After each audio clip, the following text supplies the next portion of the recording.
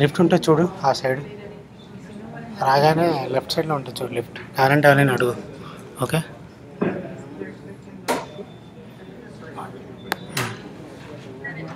సరే సరే bye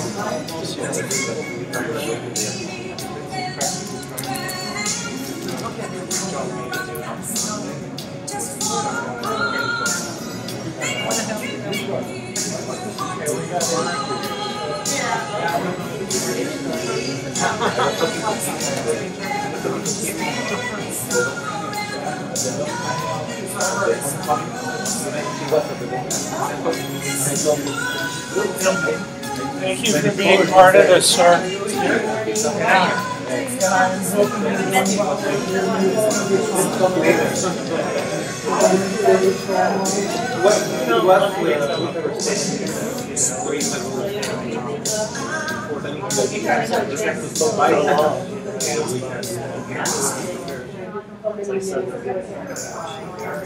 Hey, Colin.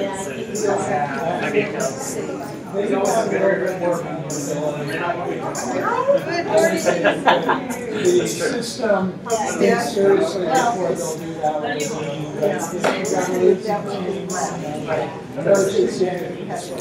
Yeah, that is one thing about being sort of like a tenured faculty. Did you get my new slides? Yes. Okay, perfect. Have you used Good morning. Good, how are you? It's good to see you. Because I sent an email to a spot call. Yeah, that's funny. Hello. Nice meeting you.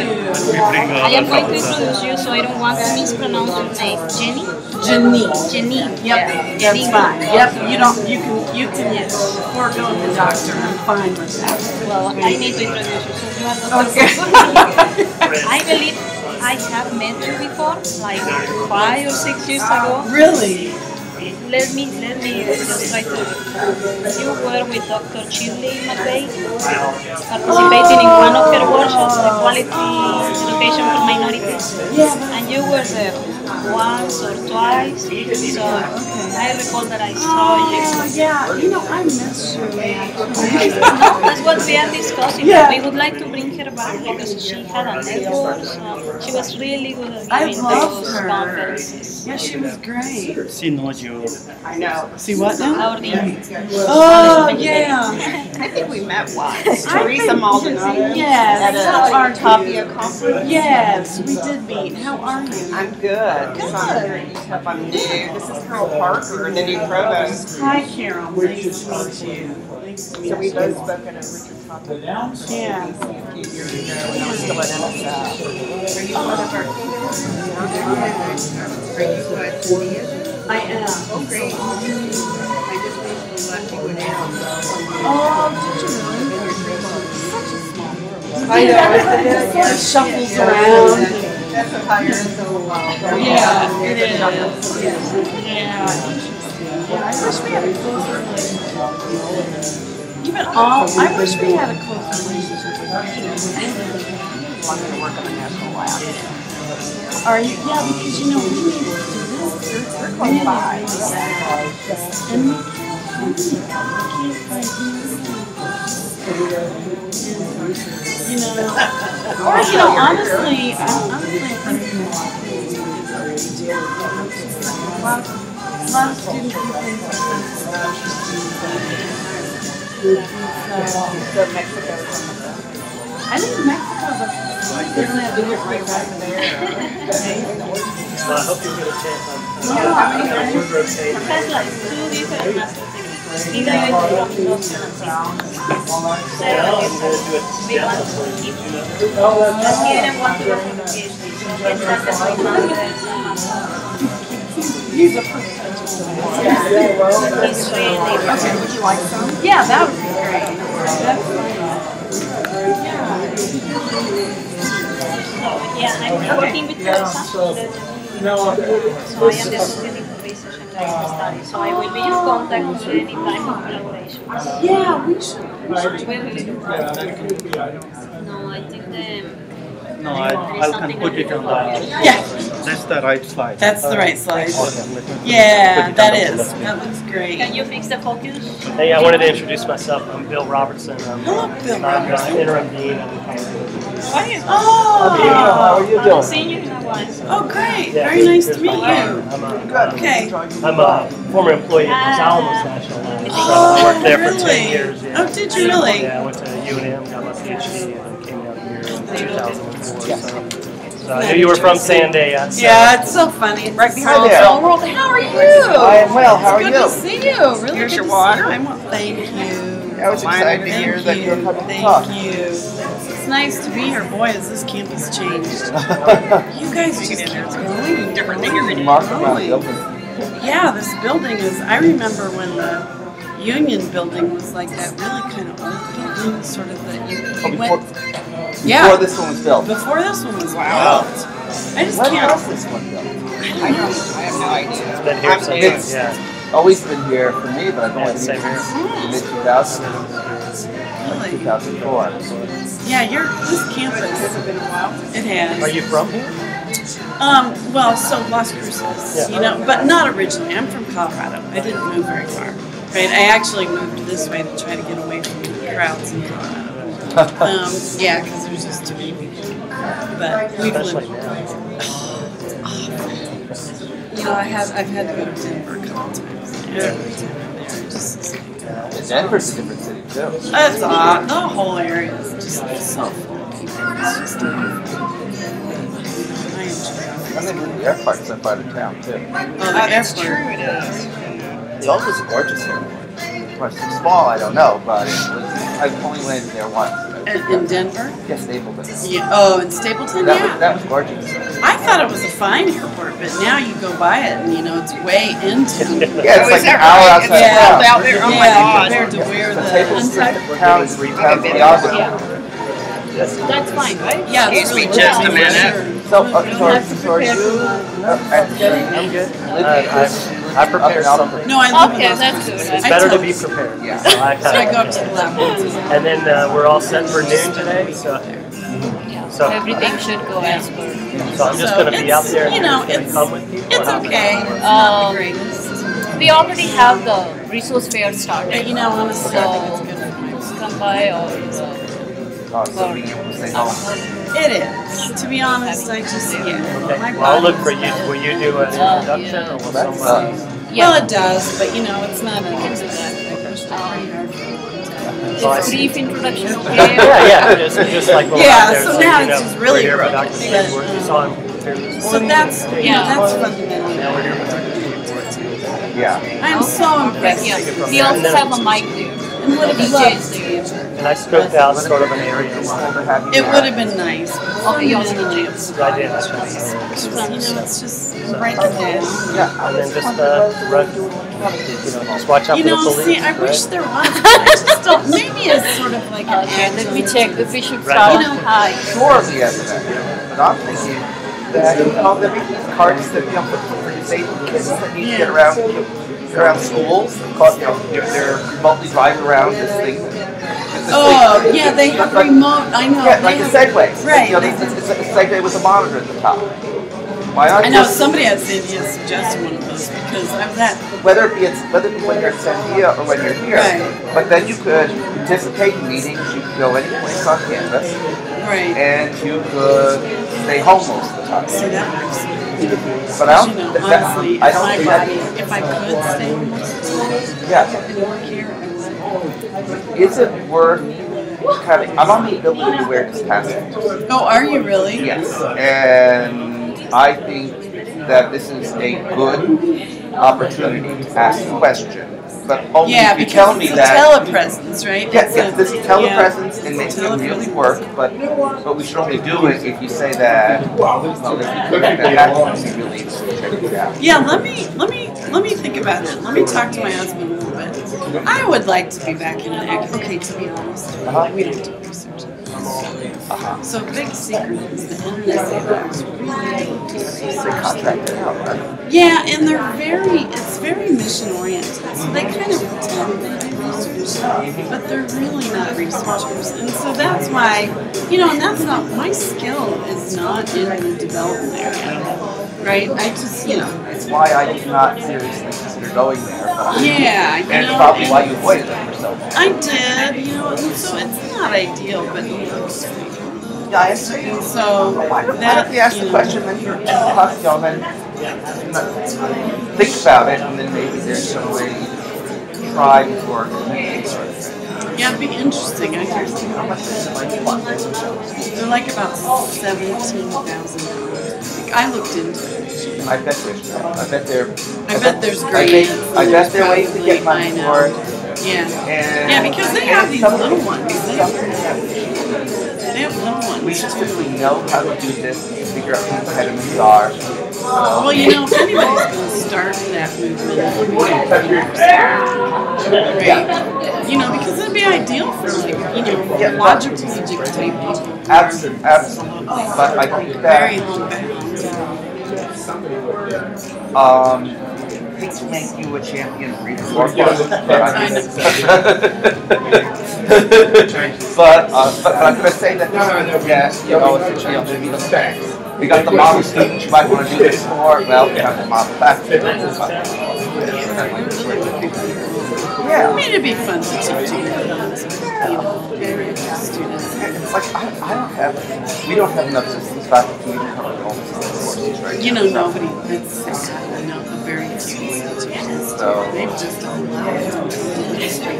I can't tell you how many I've seen, you know, at different vendor meetings. And It's so- like, wow, you left him here, you left him here, wow. Figure out some projects to do. Well, yeah, and sometimes I feel like keeping, sometimes I wish I could do half and half, because keeping the San Diego connection is good too. It is useful because Especially if it's you don't have to drive there. funnel, you know, too, because it's kind of a conduit. You can be here Yeah, and there. I know. They briefly kind of toyed with this, but nobody really got serious, right? So I thought, It's hard to tell. It's hard to tell because you miss all the office.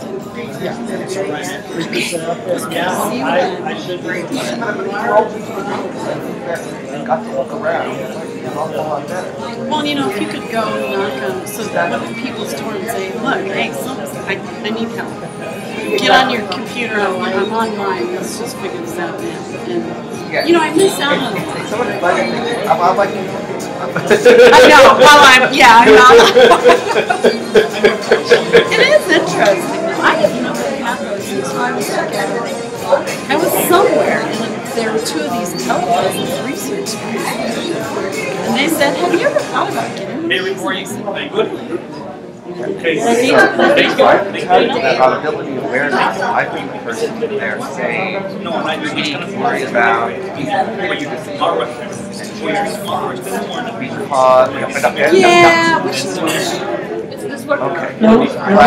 Yeah. Start momentarily.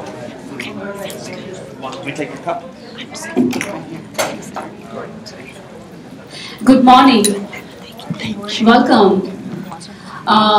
Thank you all for your support this morning. Our ASL interpreters this morning are Aaron Rice and Martha Feldog.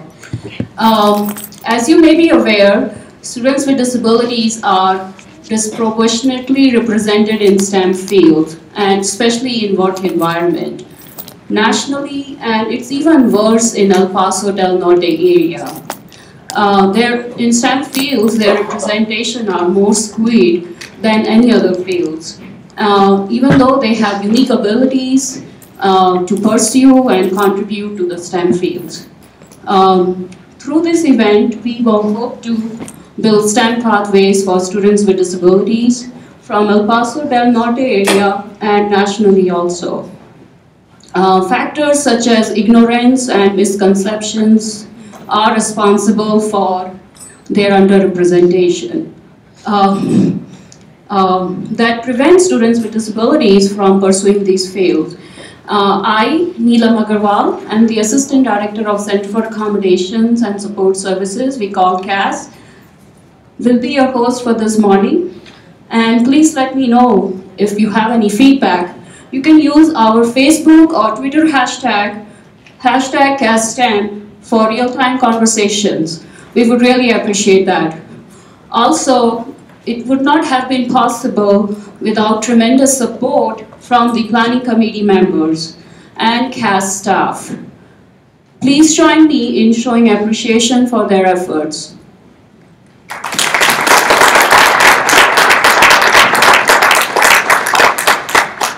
Now, without further ado, I would like to invite my boss and CASS director, Dr. Bill Detlef, to say a few things about CASS and also about this event. Thank you very much. Thank you, Neelam. I'd like to welcome all of you this morning. This is actually the third day of our activities, what we call Ability Awareness Week. This is held in recognition of October as National Disability Employment Awareness Month. STEM obviously is a career goal for many of our students. Clearly they need to be in STEM majors first. We have over 1,000 students registered with our office right now, all with different types of disabilities, and of course all with different majors, every major that is represented on the UTEP campus. These students, many of them need assistive technology in order to handle their academic assignments, actually have an advantage going into many of the STEM fields where assistive technology would be a natural fit. We're also aware that many of them can actually make more money in the STEM fields than some of the other areas. So we are very fortunate that there is this partnership in place. Dr. Peter Golding from the College of Engineering, I know, is the primary investigator for the grant itself. Neelam is the project manager in our office targeting with students with disabilities to encourage them to get into the STEM fields by STEM majors themselves. And then I know that there's several representatives from EPCC in ensuring that pipeline is there from K through 12 to the community college to higher ed.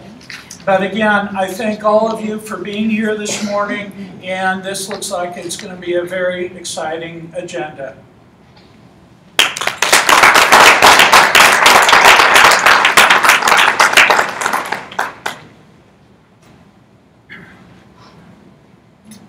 Now I would like to invite Dr. William Robertson to come on stage and say a few words.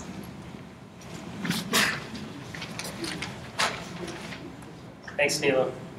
Hi, everybody. My name is Bill Robertson. I'm the Interim Dean of the College of Education. I'm also a professor in STEM education in Teacher Education Department. And I'm happy to be here today. And like you, I'm here today as a teacher, a scholar, a learner, a leader, and an advocate. On behalf of the College of Education, I want to extend my gratitude, our collective gratitude to you all for being here today for these important discussions and presentations about the work you're doing as part of Ability Awareness Week. The College of Education itself has 3 departments, a Center for Student Success, over 60 faculty, and an equal number of staff and student employees. We serve approximately 2,000 students in our undergraduate, master's, and doctoral programs, and this year is our 50th anniversary, so we're celebrating that throughout the year as well, showing a strong standing presence and commitment to our community.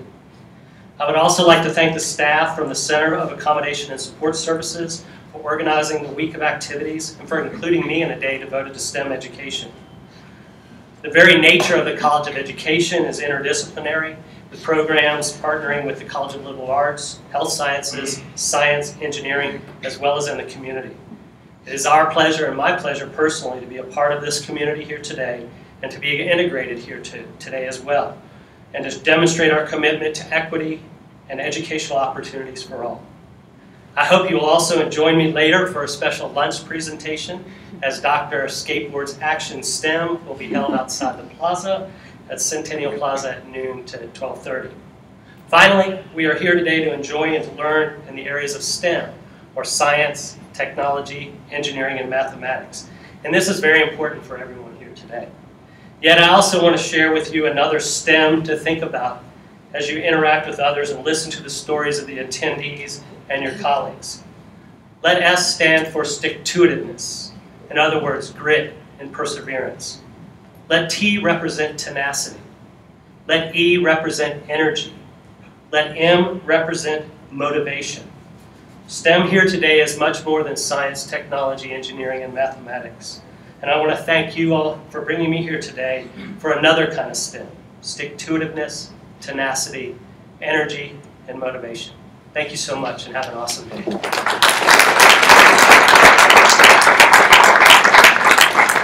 Now I would like to invite Dean Teresa Maldonado to say a few words from College of Engineering point of view. Thank you. It's so hard to follow Bill.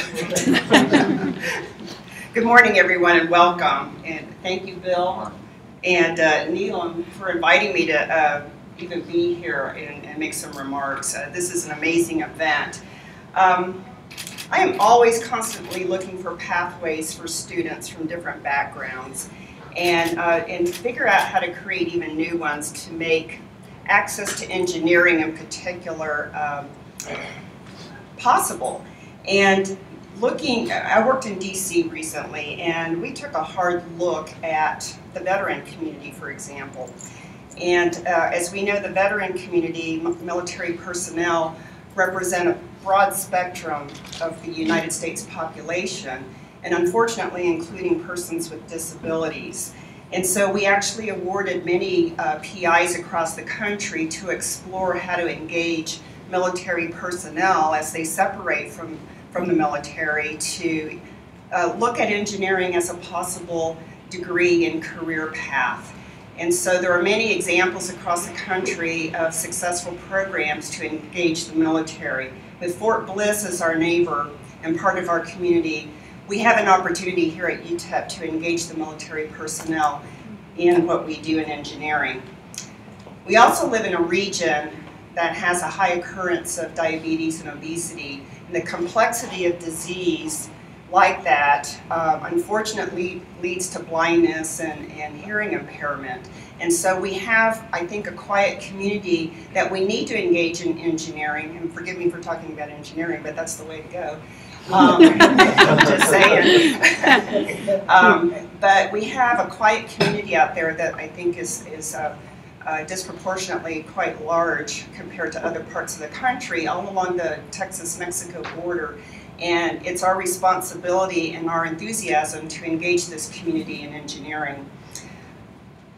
We have a wonderful student body here. They embrace, what I see, they embrace everyone of all backgrounds, and so it's very exciting to work with these students. I want to highlight, in particular with persons with disabilities, an awareness, access, accommodation, and action. As far as awareness, the federal government has been talking about engaging persons with disabilities as early as the 1980s, and in fact has formalized this engagement in public law.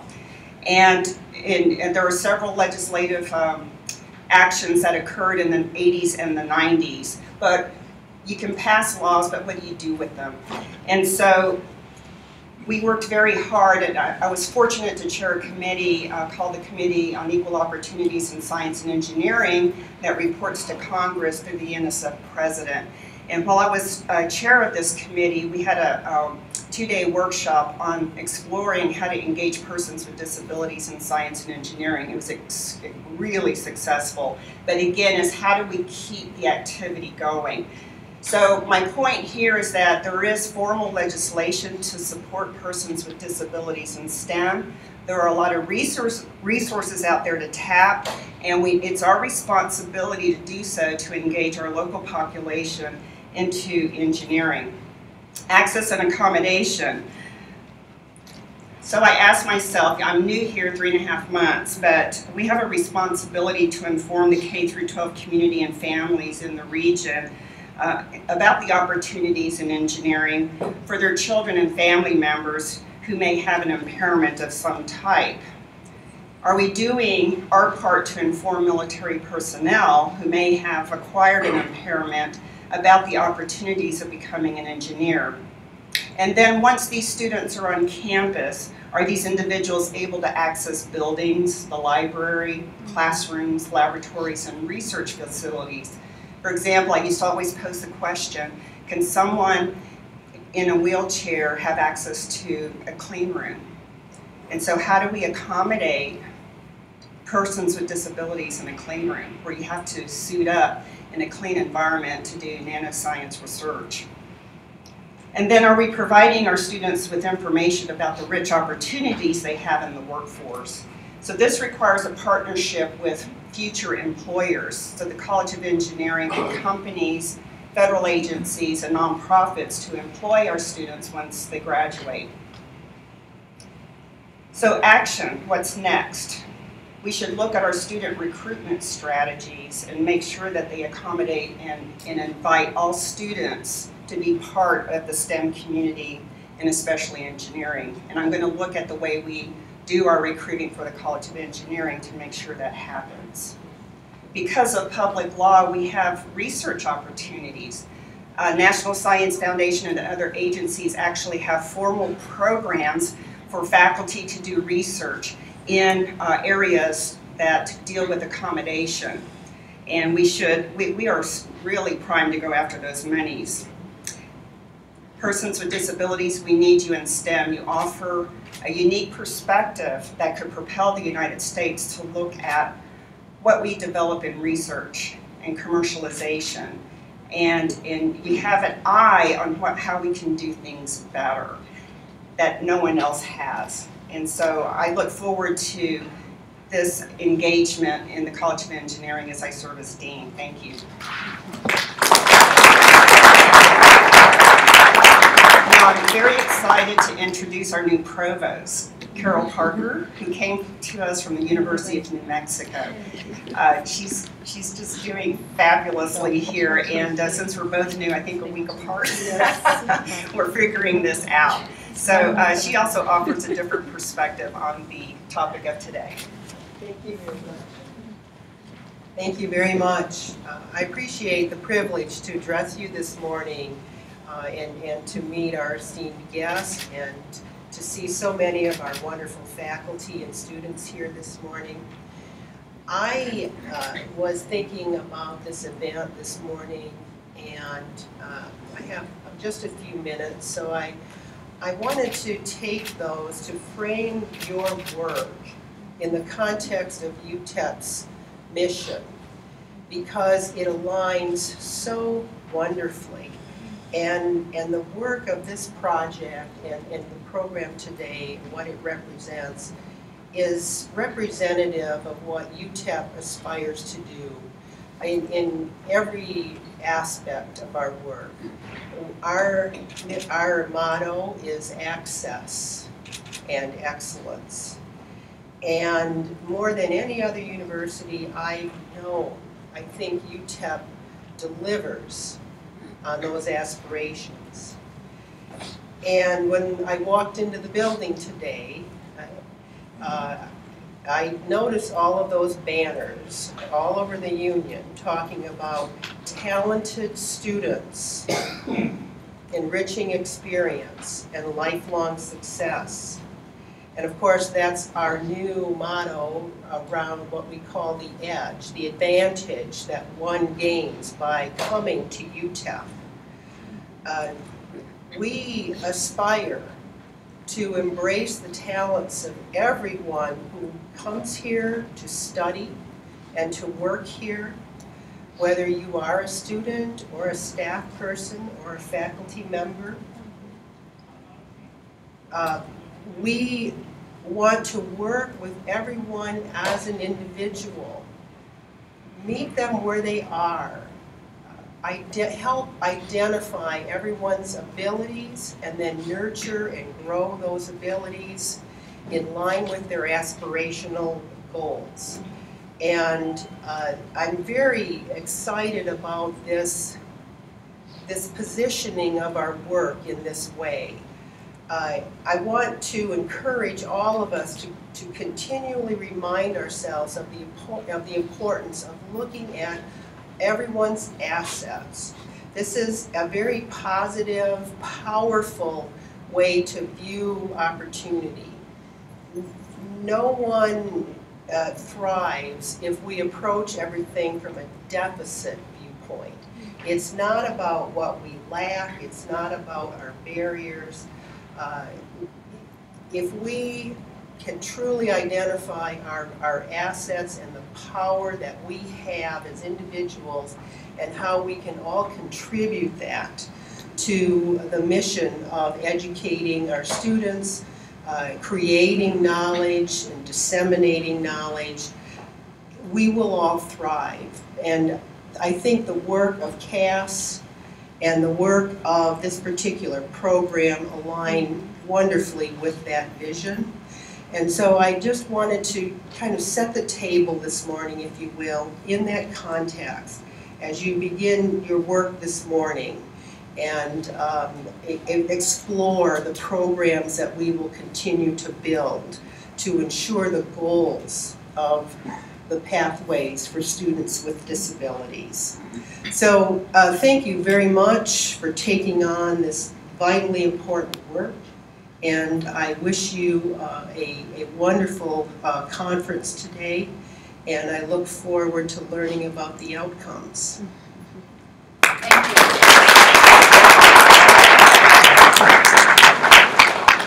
Thank you, Dr. Parker.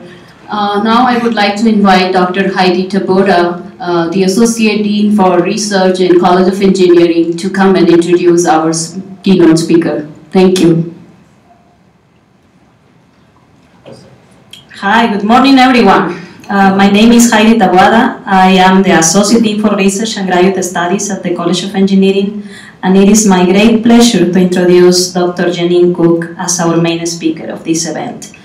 Dr. Cook is currently a principal member of the technical staff at Sandia National Laboratories. She successfully completed her education in STEM from a wheelchair after incurring a spinal cord injury during her third semester of college. Through a positive attitude, a strong faith, and perseverance, she has managed to overcome the many obstacles that keep many persons with disabilities away from higher education and subsequently the workforce. Dr. Cook works on several projects aimed at paving the way to exascale computing. Her research areas are microarchitecture simulation techniques, performance modeling and analysis, workload characterization, and microarchitectural power optimization. She has presented her work on Monte Carlo simulation in many IEEE conferences. Prior to joining Sandia, she was an associate professor in the Klimsch School of Electrical and Computer Engineering at New Mexico State University. Please join me in welcoming Dr. Cook.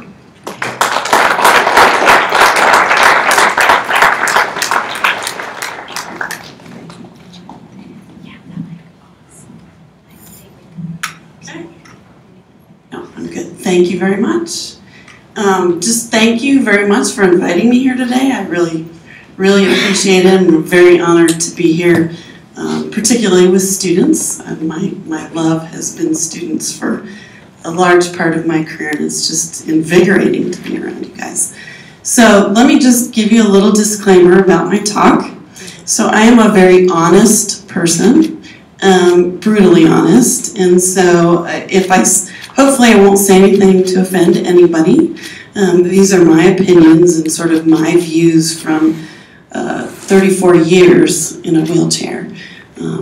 Yeah, it's been a long road, but hopefully this will also encourage some of you to keep on keeping on and get your education. Like Dr. Robertson said, actually, I really liked his STEM acronym because I think perseverance is the biggest key to success, particularly when you have a disability. So, my talk is called Navigating a Career in STEM from a Wheelchair. It's experiences from the field.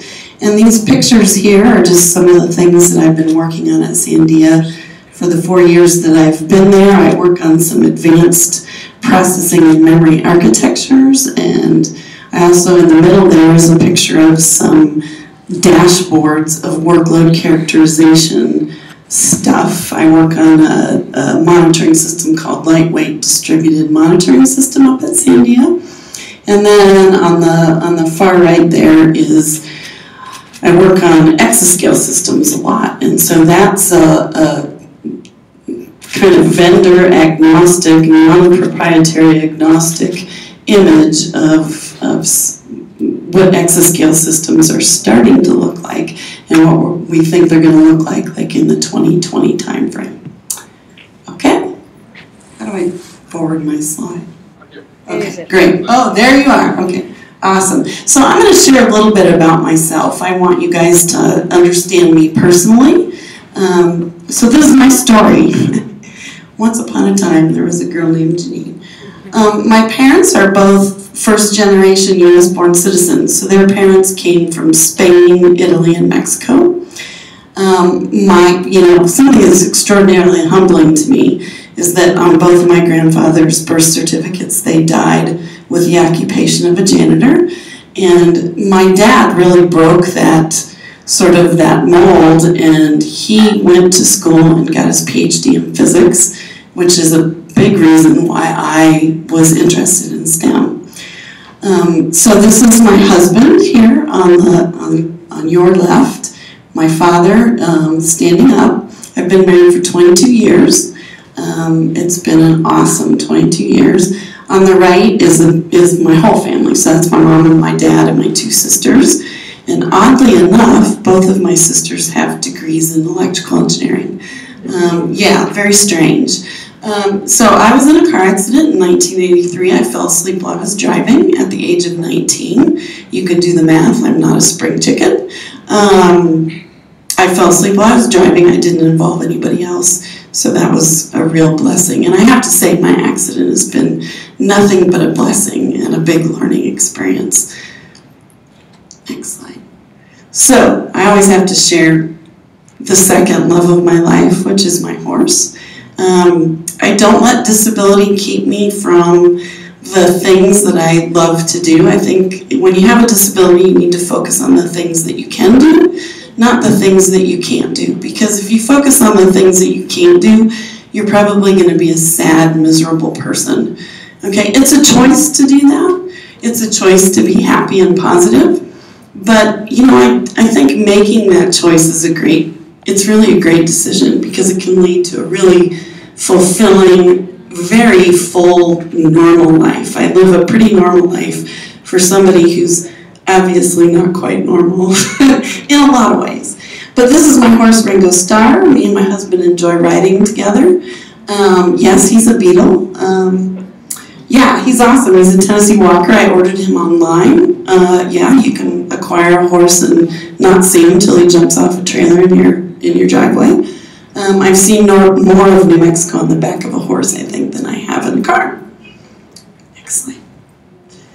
So, education-wise, just to let you guys know sort of where I've been and kind of the experiences that I've had. I'm a home girl. I like to stay close to my family. So I didn't want to leave for school. I stayed at home. I grew up in Colorado Springs. I got my BS in electrical engineering at the University of Colorado in Colorado Springs. I really left home and went up the road maybe 100 miles to Boulder and struck out on my own and got my MS in computer science at Boulder. I actually intended to stay for a PhD, but the campus was extraordinarily inaccessible, and I just couldn't stay there because it was really prohibitive. I got my PhD, so that's when I decided I had to leave, and I did look around to many, many institutions, and the sad truth is even today I don't think somebody like me can pick where they go to school, because a lot of institutions are not accessible. And the sad thing about the ADA is there's no real enforcement. The enforcement is through civil suit, and so if you like to go around suing people, that's great, but you know, I just wanted to get a PhD. And so I left Colorado. They basically said, sue us. I said, I don't want to sue you, I just want to get a PhD. And I looked around at the East Coast, and you know, the East Coast is really inaccessible. The infrastructure is old, and it's downtown, and it's not good for somebody with a mobility disability like mine. So to be honest, the Southwest is the absolute best place for people in wheelchairs. So anybody with a mobility disability, you know, similar to mine, spinal cord injury isn't the only thing, but it's pretty prevalent. But this is the best place to be, because things are flat, and there's a lot of room to build, and they're newer. And so I actually wound up at New Mexico State because I was in natural language processing, and they had a really awesome center at NMSU. And then when I visited, the campus was accessible, so my decision was made. Okay, next slide. So my career. So I graduated with my undergrad and went to work for several years as an electrical engineer, and I went into the mechanical engineering department after a while because I got really bored with the electrical engineering widgets that I was making. I worked for McDonnell Douglas Aerospace, which no longer exists. It was bought by Boeing many, many years ago. Then I went to school and was in school for quite some time. I actually quit school for a while. I actually was a student here for a while. I don't know if you guys knew that, but I was a student down here for a couple of years, and to be honest, I was living in Las Cruces, and I'm not much of a commuter. So I got tired of that and sat out for a little while, but wound up going back to NMSU and finishing my degree. 2002, they hired me. I was not their first choice, but luckily the first choice person already took another offer, so I got a job. And I was in the Clip School of Electrical and Computer Engineering for many years. I was an associate professor, and it was really the point I needed to either go to full or do something else, and I kind of was feeling the rumblings of doing something else, so I decided to leave, and I landed at Sandia National Laboratories and in the Scalable Architectures group. I'm in the group that really aims to specify and sort of drive the computing industry toward systems that help our applications, the kinds of applications that Sandia looks at. And you know, a lot of people don't really understand what Sandia does, and you know, I'm pretty blunt about it. I think some people aren't as blunt, maybe on purpose, but this is not classified information by any means. But you know, we steward the nuclear stockpile. Okay, so what does that really mean? We don't sit around and watch the nukes all the time and make sure they're all okay. We used to be able to test them underground. Many years ago in a land far, far away in Nevada, we had an underground test facility. And that's where all the nuclear weapons were tested for degradation and for quality and to see if they were still working. We can't do that anymore. So they started simulating, you know, function and degradation and a lot of other things many years ago, simulating those on computers. And so that has continued throughout these last 25 years or so, and that's why we need really big systems, because these simulations are really complicated and run for a long time. So the national labs are one of the big acquirers of high-performance computing systems. Okay. All right, so the highlight of my career was the 2008 PCASE Award. So the PCASE is Presidential Early Career Award for Scientists and Engineers. It's awarded by the President of the United States, and I got it under President George Bush. And the only reason why I really, you know, I'm not one of those people who toots my own horn, but this was an awesome thing to receive. Not very many people get it. I was really shocked when I got it. But notice how I stick out a little bit like a sore thumb. I really bet I'm the only person in a wheelchair who's ever received that award, but I never really went and looked. The White House is not accessible. What a surprise. And so I did something sort of brave. I decided not to tell them I was in a wheelchair because I figured, you know, shame on you. You passed the law. It's 2008. You should, you know, it's high time you need to be accessible. Well, they weren't. They scrambled. They didn't know what to do. They had no way to transport me. I couldn't get in the front door. So it was, yeah, but it just shows you sort of, you know, really what the laws have done. And, you know, they've done some, but from my perspective, not a whole lot. So eventually I did make it into the White House, and the awesome thing is I had to go the back way. So I got to go through the West Wing, and I got to go through right by the Oval Office, and I got to see lots of artwork, which was really awesome because George Bush is a Western fan. So I saw all kinds of some of my favorite Western artists on the wall. Yeah, they have really nice artwork in the White House, so it was kind of a treat. All right, next slide. Okay, so let's get to sort of the beef of what I want to tell you. I'm not here to give a boring technical talk. I'm here to sort of tell you about, you know, what to expect or what you do when you have a disability, and, you know, you're in STEM or in any other field, really. So the good news is you can get an education and have a successful career with a disability, okay? You can. You know, education, it was tough because I have physical accessibility issues that just are hard to meet and they're costly to meet, and I think that's why they aren't met. But, you know, every place I've ever worked was really very accommodating. So, you know, that is the very good news. So I say, yay, good news, right? Okay, so next slide. So the bad news is there are a lot of obstacles. No matter what disability you have, I think there are obstacles, both physical and social. So, you know, I always say you got to grow your shell now because it's tough, okay? There's days when you think you should just sit home on the couch and eat bonbons.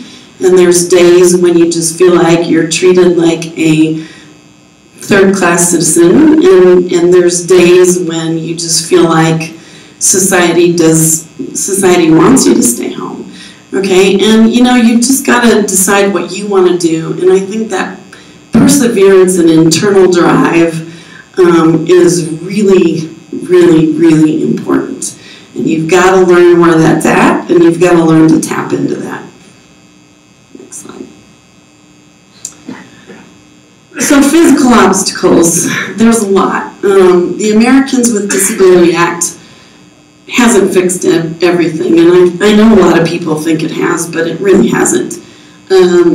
Universities are still in general pretty inaccessible. Now I know the universities in the Southwest, and I found UTEP particularly accessible, as well as NMSU, but go in the Midwest or on either coast and anywhere in between, and it's old infrastructure, and it's just not really built for people with disabilities. There's no bathrooms. There's, I hate when I'm in a classroom and I have to sit in the back.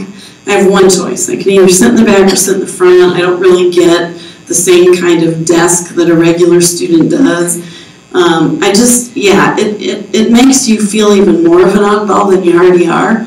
And so, there just aren't universities who really do this well. Curb cuts, bathrooms, parking, I can't get a handicap parking space to save my life typically, but housing, on-campus housing, disabled housing is almost non-existent. And it still is today. I hate to say this, but I would contend that this situation still exists today in most universities.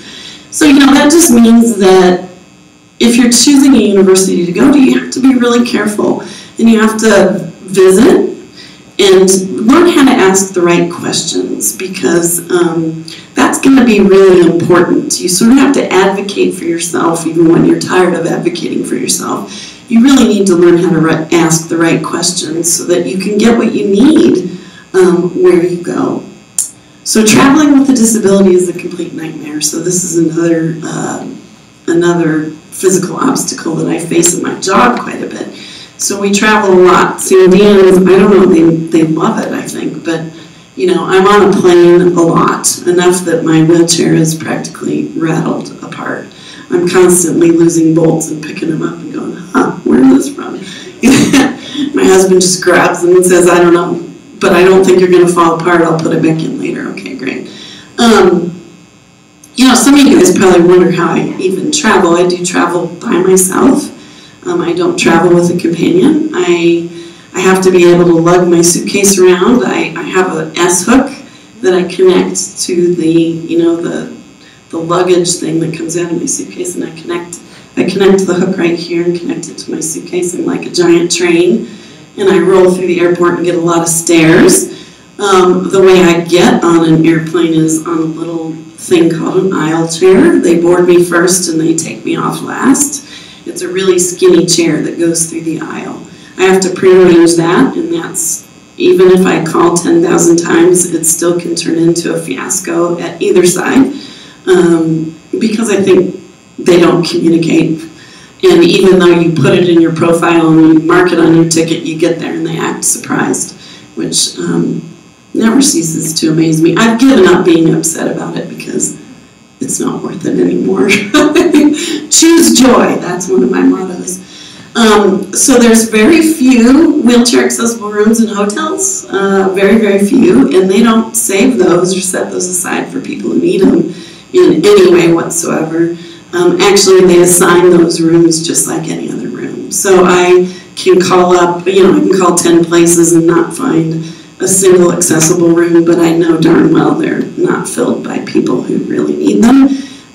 In my years of travel, I never see anybody like me. I think one time I have. It's really kind of sad. You're really not seeing people with physical disabilities like you did 15 years ago.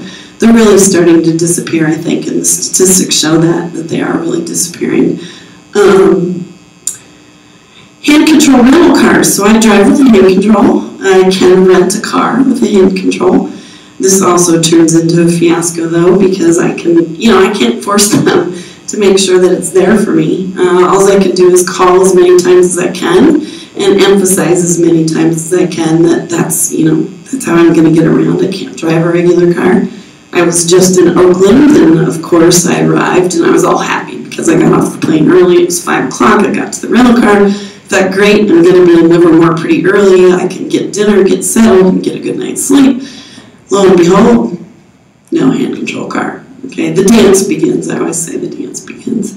And so, yeah, I had to to wait for an hour while they installed a hand control. Thank goodness it was 5 o'clock. If it was any later, I would have just been out of luck. And it's amazing that, you know, they don't really try to help me. They just say, I'm sorry, Mrs. Cook, and leave me. Yeah. And so, yeah, it's pretty amazing. Even on hotel rooms, you know, if I have a reservation, that doesn't mean I'm really going to get that room. And I can't tell you how many times I've arrived really late and all I get is, I'm sorry, Mrs. Cook. It's like, okay, what am I supposed to do now? Yeah, so I call my husband crying, and he tries to help me find another hotel room, and I usually have to stay way far away from wherever it is that I'm going, which complicates things even further. But it's a complicated life. You know, I'm not trying to just say, woe is me. This is reality. And so, you know, if you have a physical disability, prepare yourself. Prepare yourself for the worst, because when it's not so bad, you'll be happy. Public transportation, really accessible transportation doesn't exist in most cities. It's just not there. They have, like, you know, 2 buses in the entire, you know, city of 1 million people that are accessible, and they're never at the place that you need them to be when you need them to be. And there's no such thing as a wheelchair accessible hotel shuttle. You know, most people just say, well, take the hotel shuttle. I'm like, okay, yeah, that's a great suggestion, because I can't get on a hotel shuttle. None of them are accessible. And, you know, cabs aren't accessible, and cab drivers get really cranky over my wheelchair. So, honestly, the easiest thing for me to do is rent a car. Now, you can see how this could degrade your mental state, right, from facing all these obstacles. But again, perseverance, motivation, drive, keep your eye on where you're going and what it is that you want to do in your life, and just try not to let these other things bother you. I always say, when I have a bad mental day, I just do something that makes me happy and forget about it. Ride my horse, eat chocolate, drink a fine wine, you know, whatever it is. Learn these strategies for coping, because, you know, it's hard. Next slide. So, I just had to show this picture because I just took this a month or 2 ago, and you probably can't see it all that well, but this is a radio tent set up in handicap parking. I was at a grocery store, so, you know, I can't park at a grocery store to save my life. So this is the last grocery store that I've tried in Las Cruces that I can actually still get a parking space at. But in the background here, this trailer is the Las Cruces police. They were hosting an event and had the radio people set their tent up in handicap parking. So yeah, this is what we're up against here. And, you know, my husband, who gets really angry about these things, came down, so I texted the picture to him. He's like, what is this? And I said, well, it's par for the course. And he came down and he talked to them, and the police claimed that they can't ticket in a private lot, which is just not the truth. You can look up the statute. It's usually on the placards, so I don't know the law. And, you know, I mean, this isn't anybody with a handicap placard. I don't know. They just don't care about the law. And so, you know, if the police don't even care, I don't know. Handicap parking is the end of my independent life, because I can't park anywhere. I can't park at the airport anymore. I have to be driven.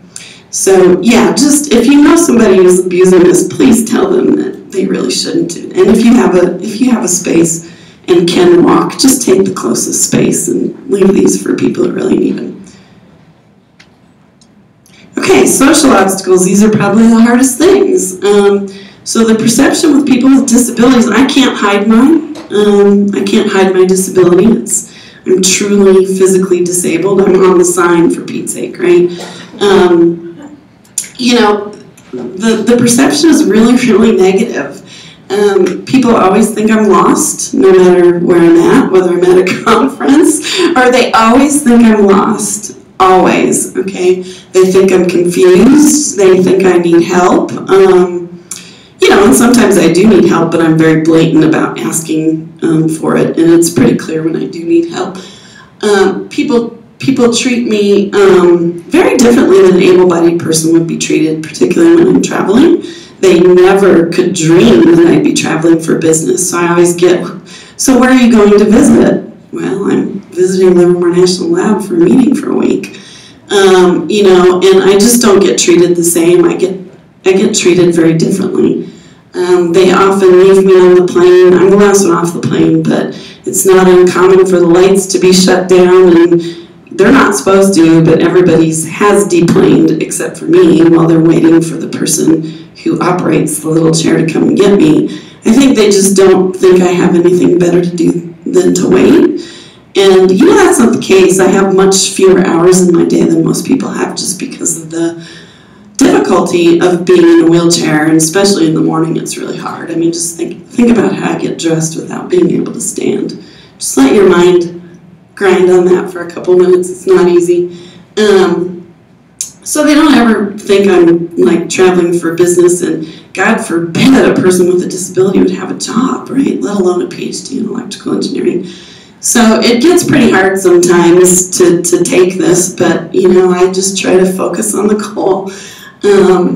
If I do be brave enough to take public transportation, I wait for hours while my colleagues are at dinner or getting to bed, and I'm there waiting for the one accessible bus in the city to come back and get me. So it's tough.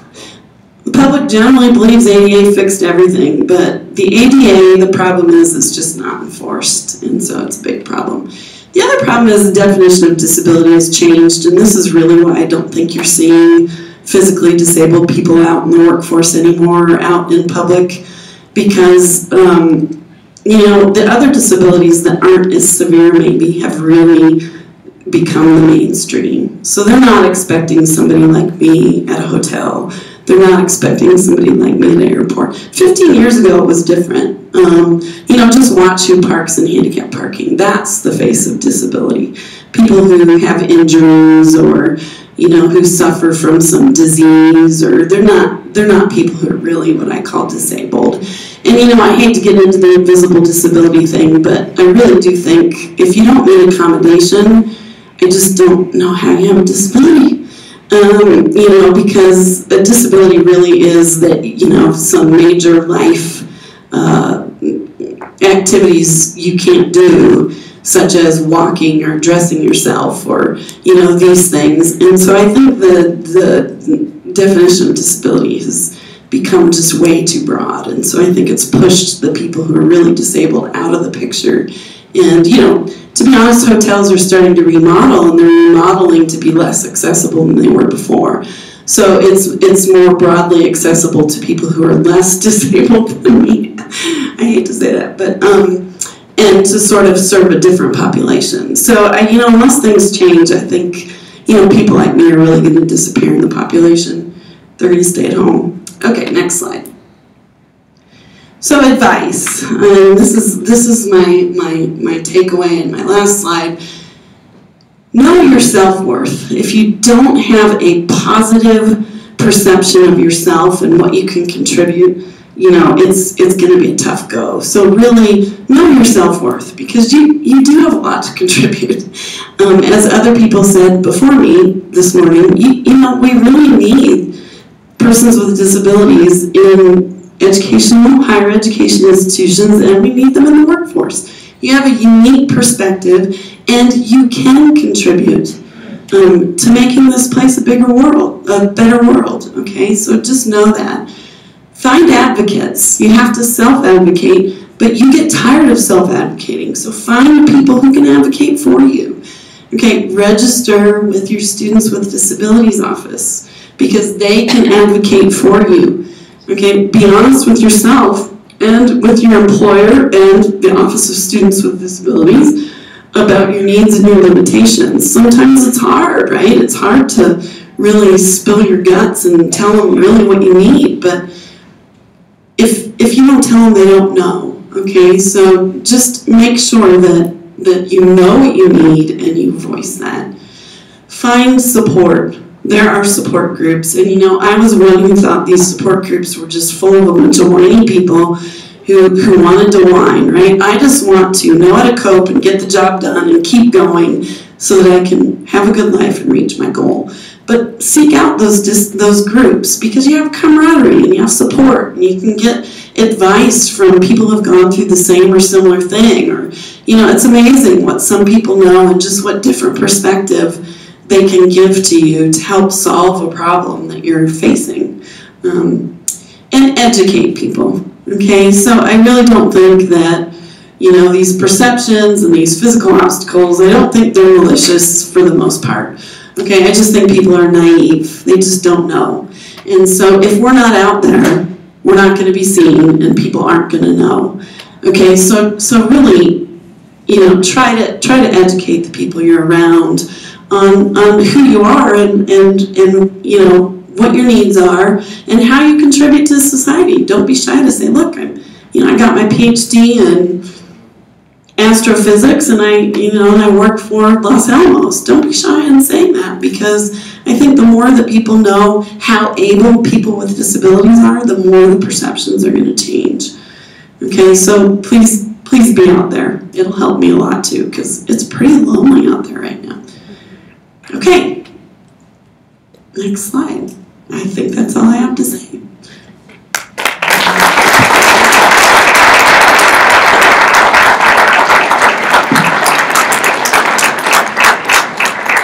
So if you guys have questions, you're more than welcome to ask, if that's fine. Any questions from the audience? Thank you, Dr. Cook. Sure. Any questions? Comments?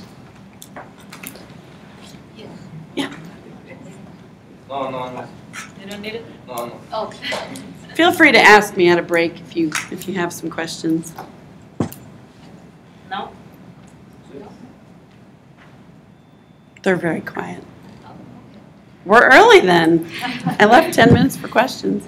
Thank you, Dr. Cook, for your wonderful and inspiring presentation. As you mentioned, we are very fortunate that UTEP is wheelchair accessible. And I am pretty aware that the CAS office works pretty hard to ensure that students with disabilities are offered the same opportunities that any other students get. And we as the UTEP community, we also work pretty hard to ensure that the success of all of the students is obtained. Not only students, staff and faculty as well. But obviously there is always much more to do and improve. We really appreciate the time you have taken to be here with us today, share your experiences, a little bit of your personal life, the research you do, and the hobbies you enjoy. Please accept this small present as a token of our appreciation. And thank you for being at UTEP and being a good UTEP friend. Well, thank you for doing this.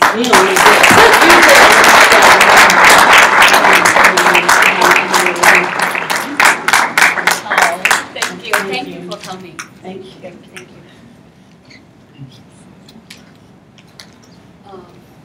Can I ask you a question? Yes. I just wanted to ask a question and having this opportunity. So you mentioned one of the things that really caught me personally was you talked about choosing the joy of the day, which I think is, and that's something I say to myself, because we all feel pressure. But I think the other thing I was really interested in was your motivation in your field.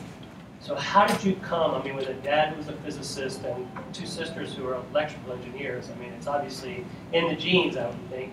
But you mentioned your grandparents both died with the occupation of janitor. So I just wanted if you could share a little bit about your own personal motivation that led you in your field, because I think that would be very important for the aspirations of the students here today.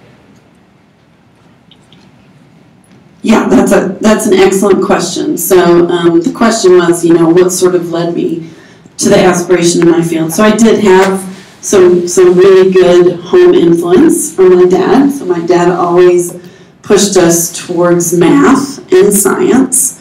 Because, even if you go into math and science and don't wind up going into a physical science area, it never does you any harm. So I think what really motivated me was I was always interested in planes. Okay, I know it's a really strange thing, but when I was 10 years old, I wanted to have my birthday party at the airport, and my mom wouldn't let me.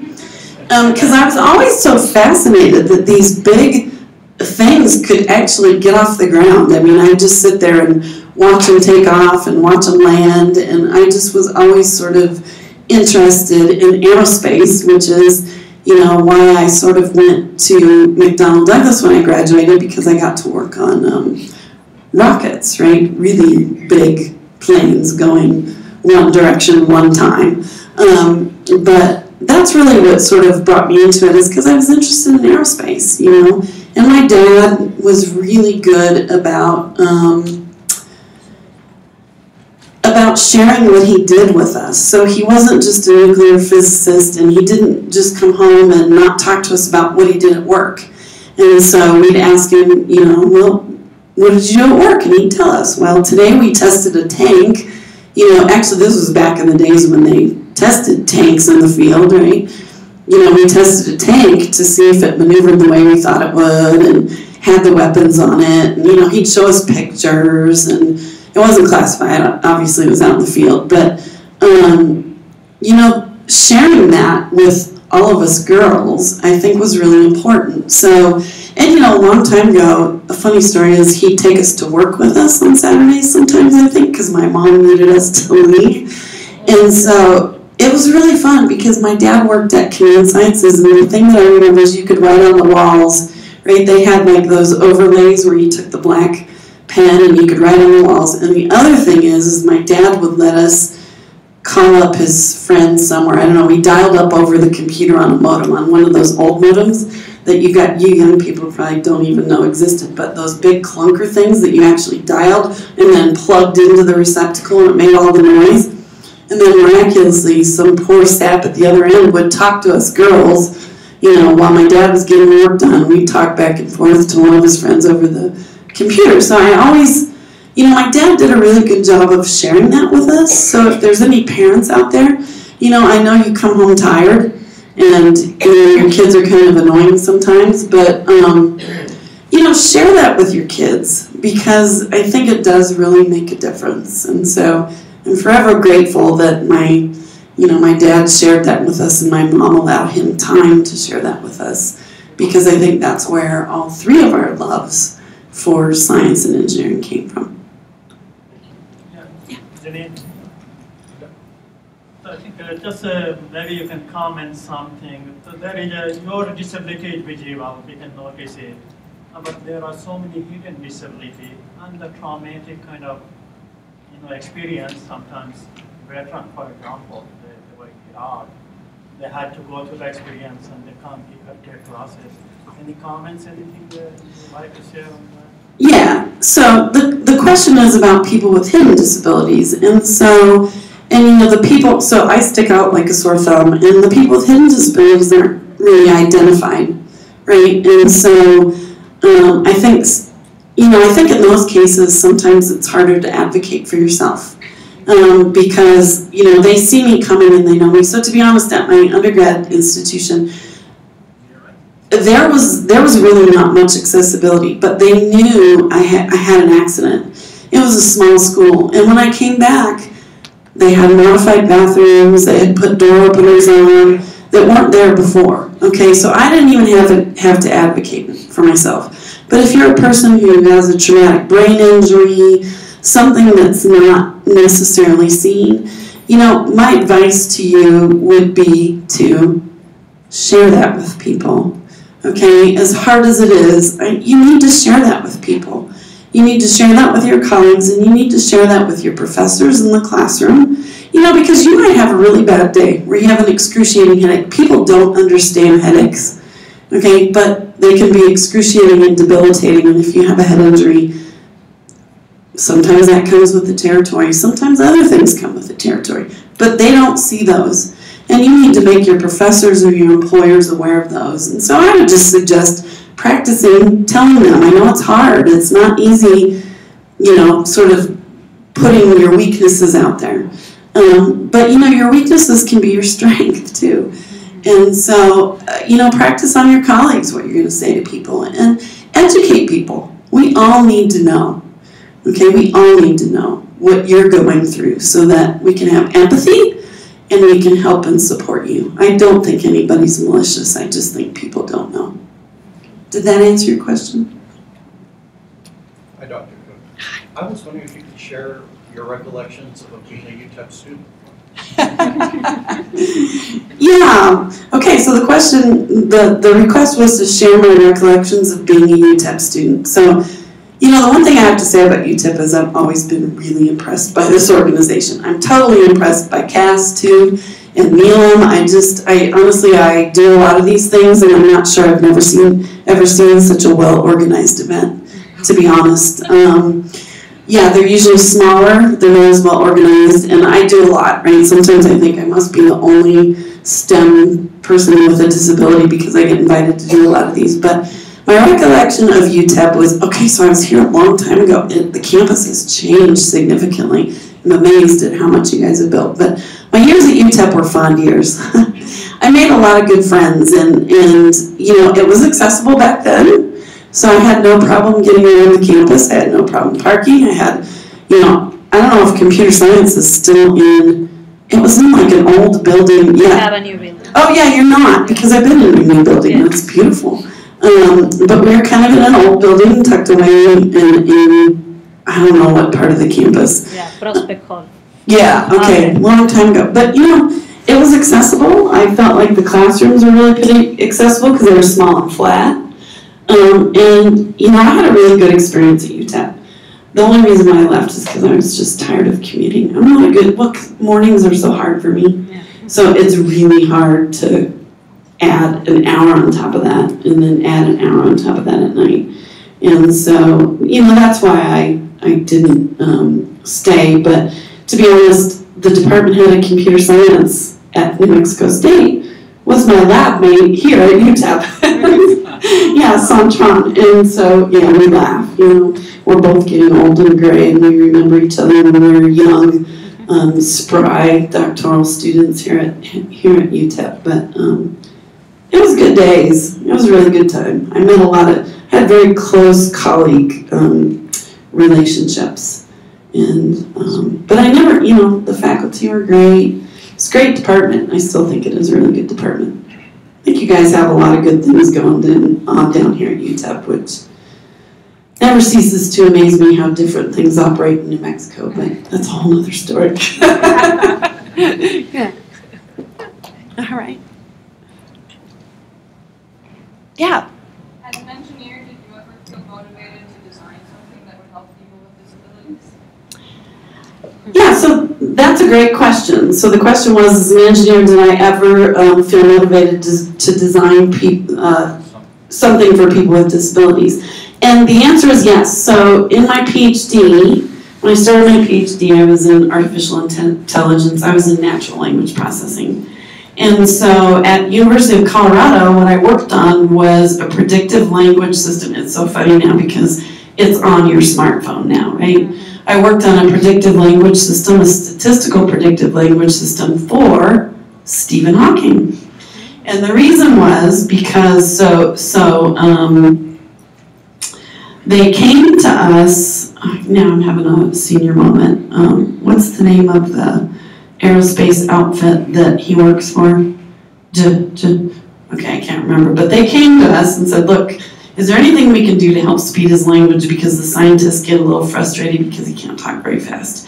And so I built this huge statistical model, and it did predictive, you know, based on a scientific corpus. So the corpus was restricted, and predicted language. And so I wanted to continue my PhD in that, and so I actually wanted to go to the University of Delaware because they had something called the AI DuPont Institute, which I believe still exists, and its sole purpose is to develop assistive technology for people with disabilities. I actually accepted a position from them, and I got an NSF fellowship to do my PhD there. But while I was there were accessibility issues that they promised they could fix. But by the time I got home, there was a message in my box that said, we're really sorry, but we don't have the budget to fix any of this. And so I cried my heart out because I had already sent out all the no, I'm not coming to all the other institutions.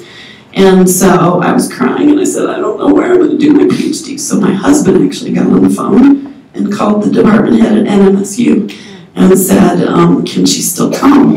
And he said, sure, she can still come. We'll give her support. She can come. So, you know, that's part of my story. But yes, my first love was actually assistive technology. Anybody else? No? It's a great question. Thank you.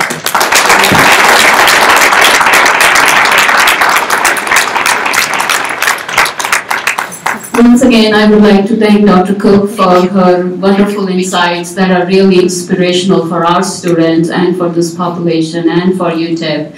Thank you so much once again. I think we would like to take a 10 minutes break before we continue for our next speaker.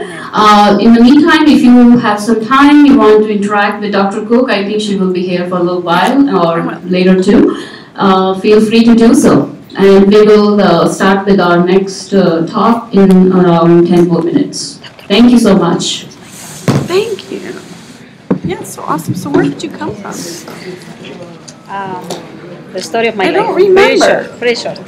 I studied in Mexico. My you PhD did? was in Rutgers Okay. University. Okay. It was a very nice meeting you. It was really nice meeting you. Absolutely. If you're sticking around today, or are you heading back? So I'm probably going to stick around till noon. I know I should come down because you guys want. Yeah. Well, if you find yourself at the Centennial Plaza, you'll get to see me do another way of doing informal education instead. Okay, that's at noon? Yes. Okay. Well, All right. thanks so much it for was coming. Great to meet you. Absolutely, a pleasure. Yeah, thanks. Hello. Hi. Who are you?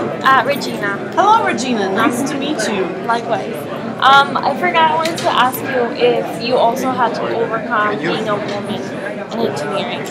Yeah, so people often ask me, so I'm Hispanic, a woman in a wheelchair, right? Right. And so people often ask me, what is the most obstructive? And I say, if I can get in the door, being a woman is yeah, it's hard. Okay. And I have to tell you, it hasn't changed a lot. Right. No, So I that's where you have to garner support too, because Yeah. all women have the same experiences across the board. Whether you're a young woman, whether you're a really well-known senior woman, whether you're in between, we all have the exact same experiences. So that's where you've got to find other women. Yeah, right now, I'm a senior mechanical engineer. Are you really? Yeah. Yeah, mechanical engineering stuff, there's not very many women. Exactly. Yeah. And my friend, we are starting an organization for automotive, and it's all women. We have that's awesome. about 30 girls right now, That's and so awesome. we're going to be building a Formula 1 car for a competition. I think they have it at an MSU, actually. That's so cool, really. So, yeah. Yeah, that's really awesome. Well, that's what you need to do. You need to advocate for yourself. Find your own support. Because, you know, out in industry, it's going to be the same way, if not worse. Yeah. You know, What's your major? Mechanical. Mechanical. Yeah. Juniors? Senior. Senior. Yeah. Getting ready to be done. Because, one of my friends, she went to GM, I think, and she saw the girls, the woman there, they were doing the measurements. And she got so upset that... Yeah, you've got to advocate, and you've got to learn how to do it well and tactfully. That's why I suggest practicing, right? Decide what you're going to say. And practice.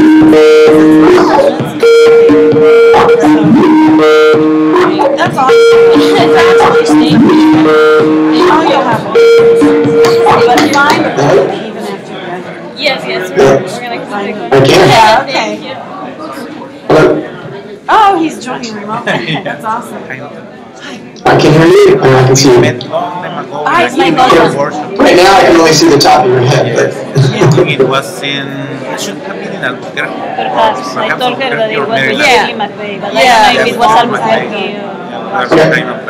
You were reviewing our NSF abstracts with intellectual That's merit. right, yeah. is there any chance, is there any chance you can turn that laptop around and point the camera at the audience?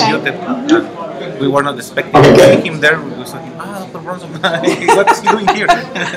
we don't talk in the hallway, but We talk when you're at a workshop somewhere. That'll especially help during questions. College of Engineering, Industrial Manufacturing and Systems Engineering.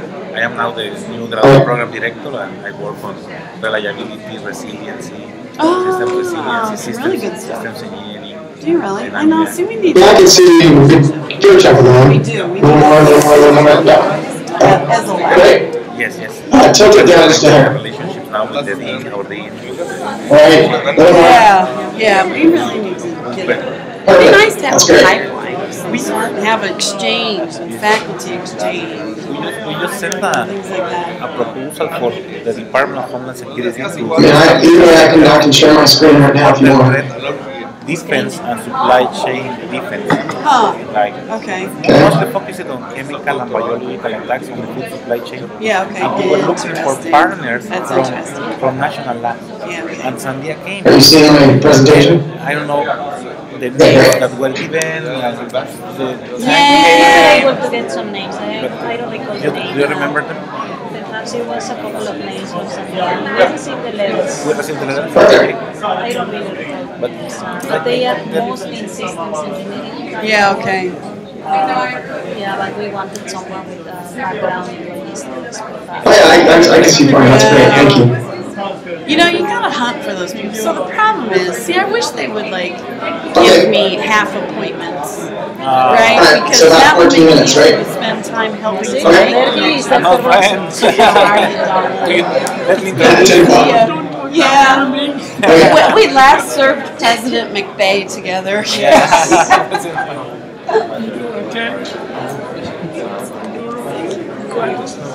I'm really good. Yeah, let's do that. Oh no! Let me just introduce myself quick to these students. I know they're waiting, and I have a great tips then. And then I'll get with you guys. You're going to be here, right? Yes. Yes. How are you doing? For how long? For how long am I going to be here? Yeah. You heard something else? You're brutally honest. No, yeah, I am brutally honest. So I'm going to see you. I just want to say hello. Hello. Very nice talk. Nice to meet you. Nice to meet you. I'm about to get my PhD in chemistry. And I'm Are about you to start. really? That's really awesome. So then what are you going to do? I'm going to graduate in the spring. Hunting for jobs right now. I think it's the hardest thing in Ireland.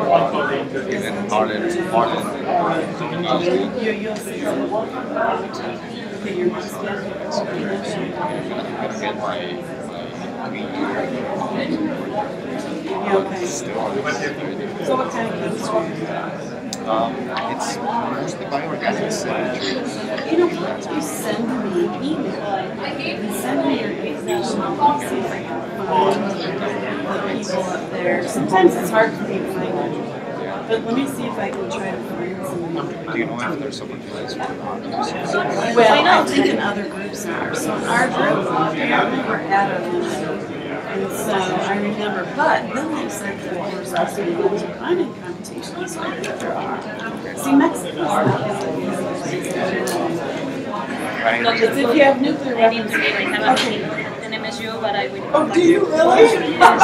They just informed me that I have to. I know we should have coffee sometime. Yes, yes. I'm sorry, I need to go. No, don't be sorry. Okay, Yeah, but let's stay in touch. Either if you are not a good commuter, I will travel to. Well, or when yes, I will love to visit Sandia and take some of You my faculty. Now I am in that role, so I need to bring faculty to the national labs and that is what I will send you an email, and then we will talk. We can go to the Pinto restaurant, Pinto Vino. That would be awesome.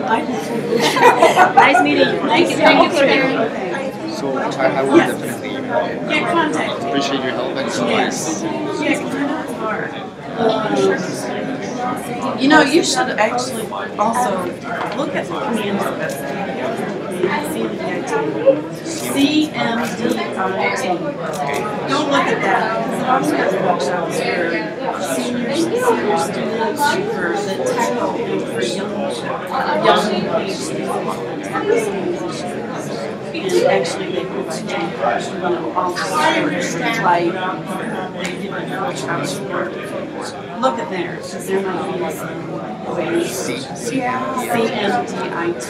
It's called the Center for Minorities. The Center for Minorities and Persons with Disabilities. disabilities in retail. It's called CMDIT. I should have given a plug. Shame to supply. They run the tab. I mean, I know it's a small. Try to look at. Send me an email. Just make sure if you don't hear from me, send me an email. Okay, because sometimes I get so much put little letters. UTEP student. Okay, let me see if I can. I can't guarantee anything.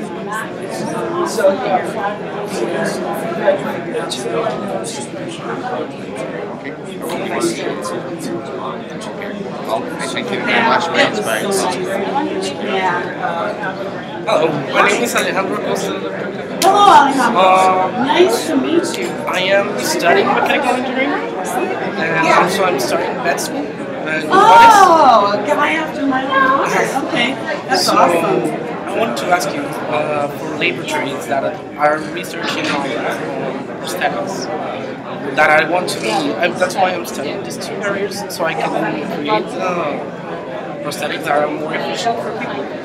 So I would like to know some laboratories, that I can apply for internship or something that are actually researching. Okay, I have to think about that. So I have to think about that a little bit and see if. Yes. See if I know somebody. I'm sure I do. Anyway. Can you send me an email? Sure. Can you send me an email? Yeah. I can hear perfectly the audience.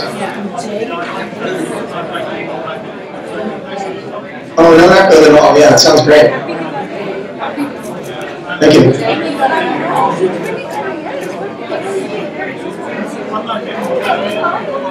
Whatever. Yeah, do what you need to do. I can hear you.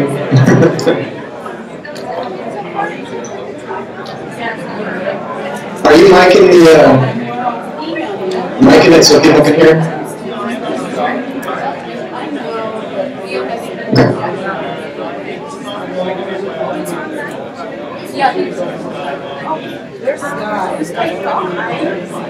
Got it. Cool.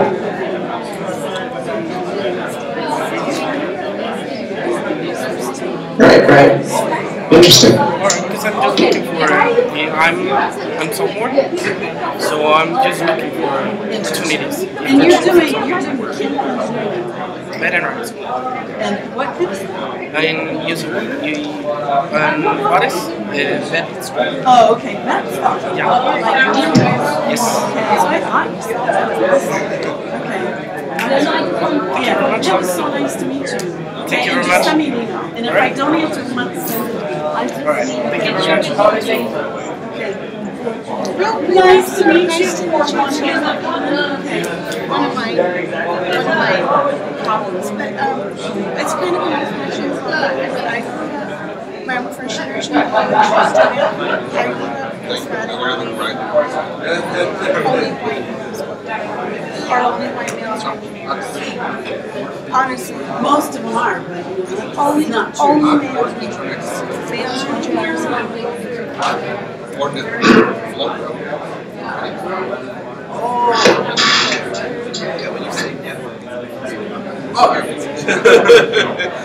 You really did this awesome job. She did.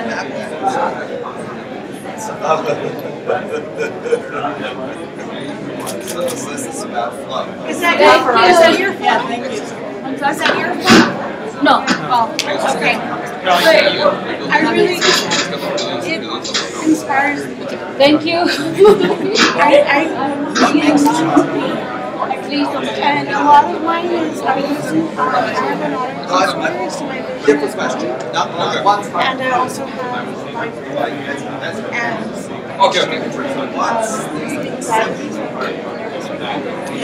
and the medications, the side effects. It takes me a little bit longer,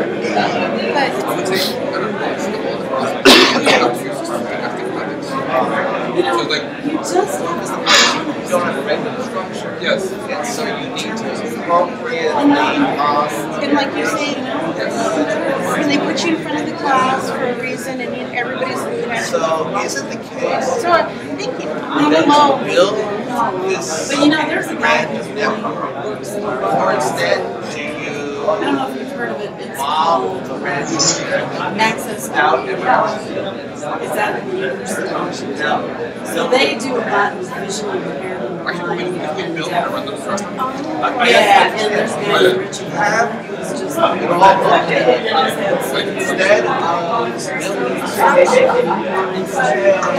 everything. Yeah. And he is just, you know, these are your support networks.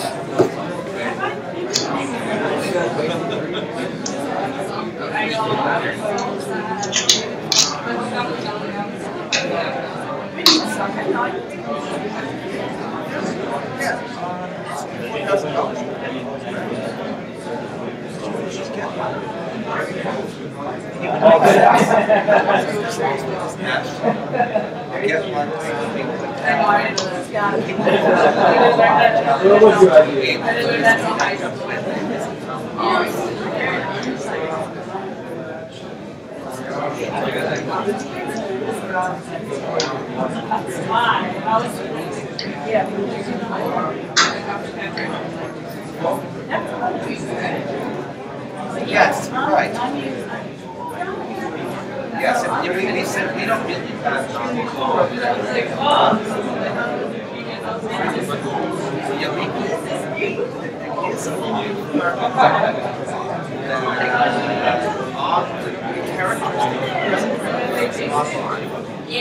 the characteristics of our could be a format because a fair bit of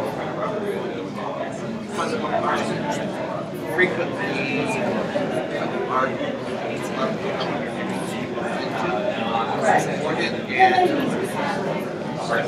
yes, yeah, them seeing us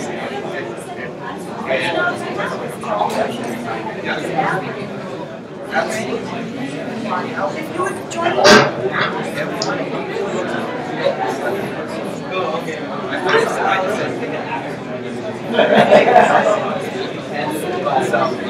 yeah. We're going to take it. I'll do anything for students.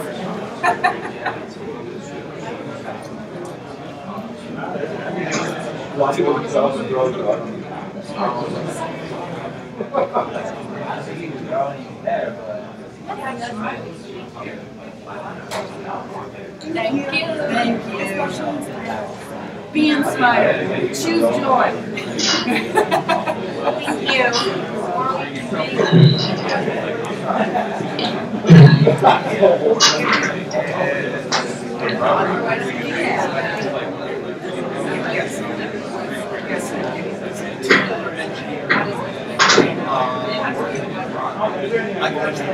I've expected not understand or anticipate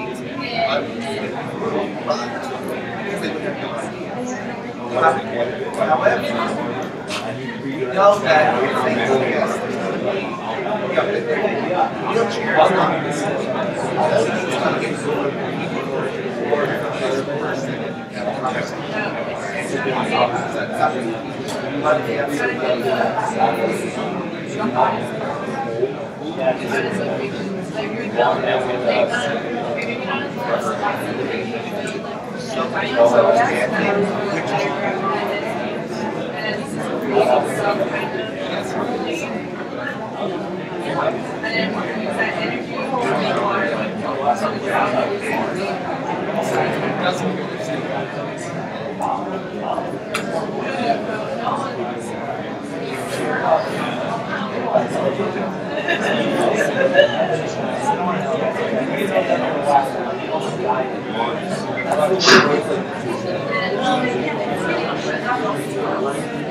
That's all.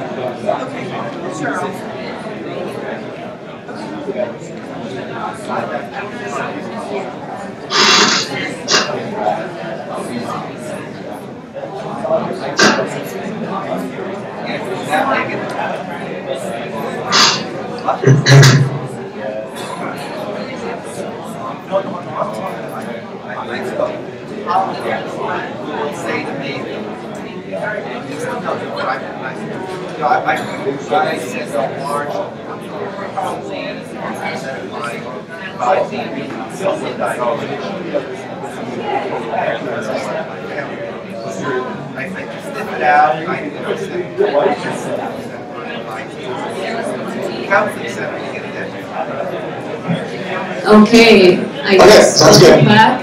Thank you. Let's get started with our second keynote speaker. I would like to introduce Dr. Vinod Kumar from Mechanical Engineering Department to come and introduce our next speaker. Dr. Kumar. Thank you. I think we have Dr. Hines through a Skype from Baltimore. Dr. Hines uses, in fact, a telescope to study anything you see in the sky. I think he wanted to be astronaut, but he have a mild cerebral, some disability that prevented him to become an astronaut. So he decided to kind of study astronomy and astrophysics. He got a bachelor degree physics and astronomy, in physics and astronomy from New Mexico Institute of Mining and Technology.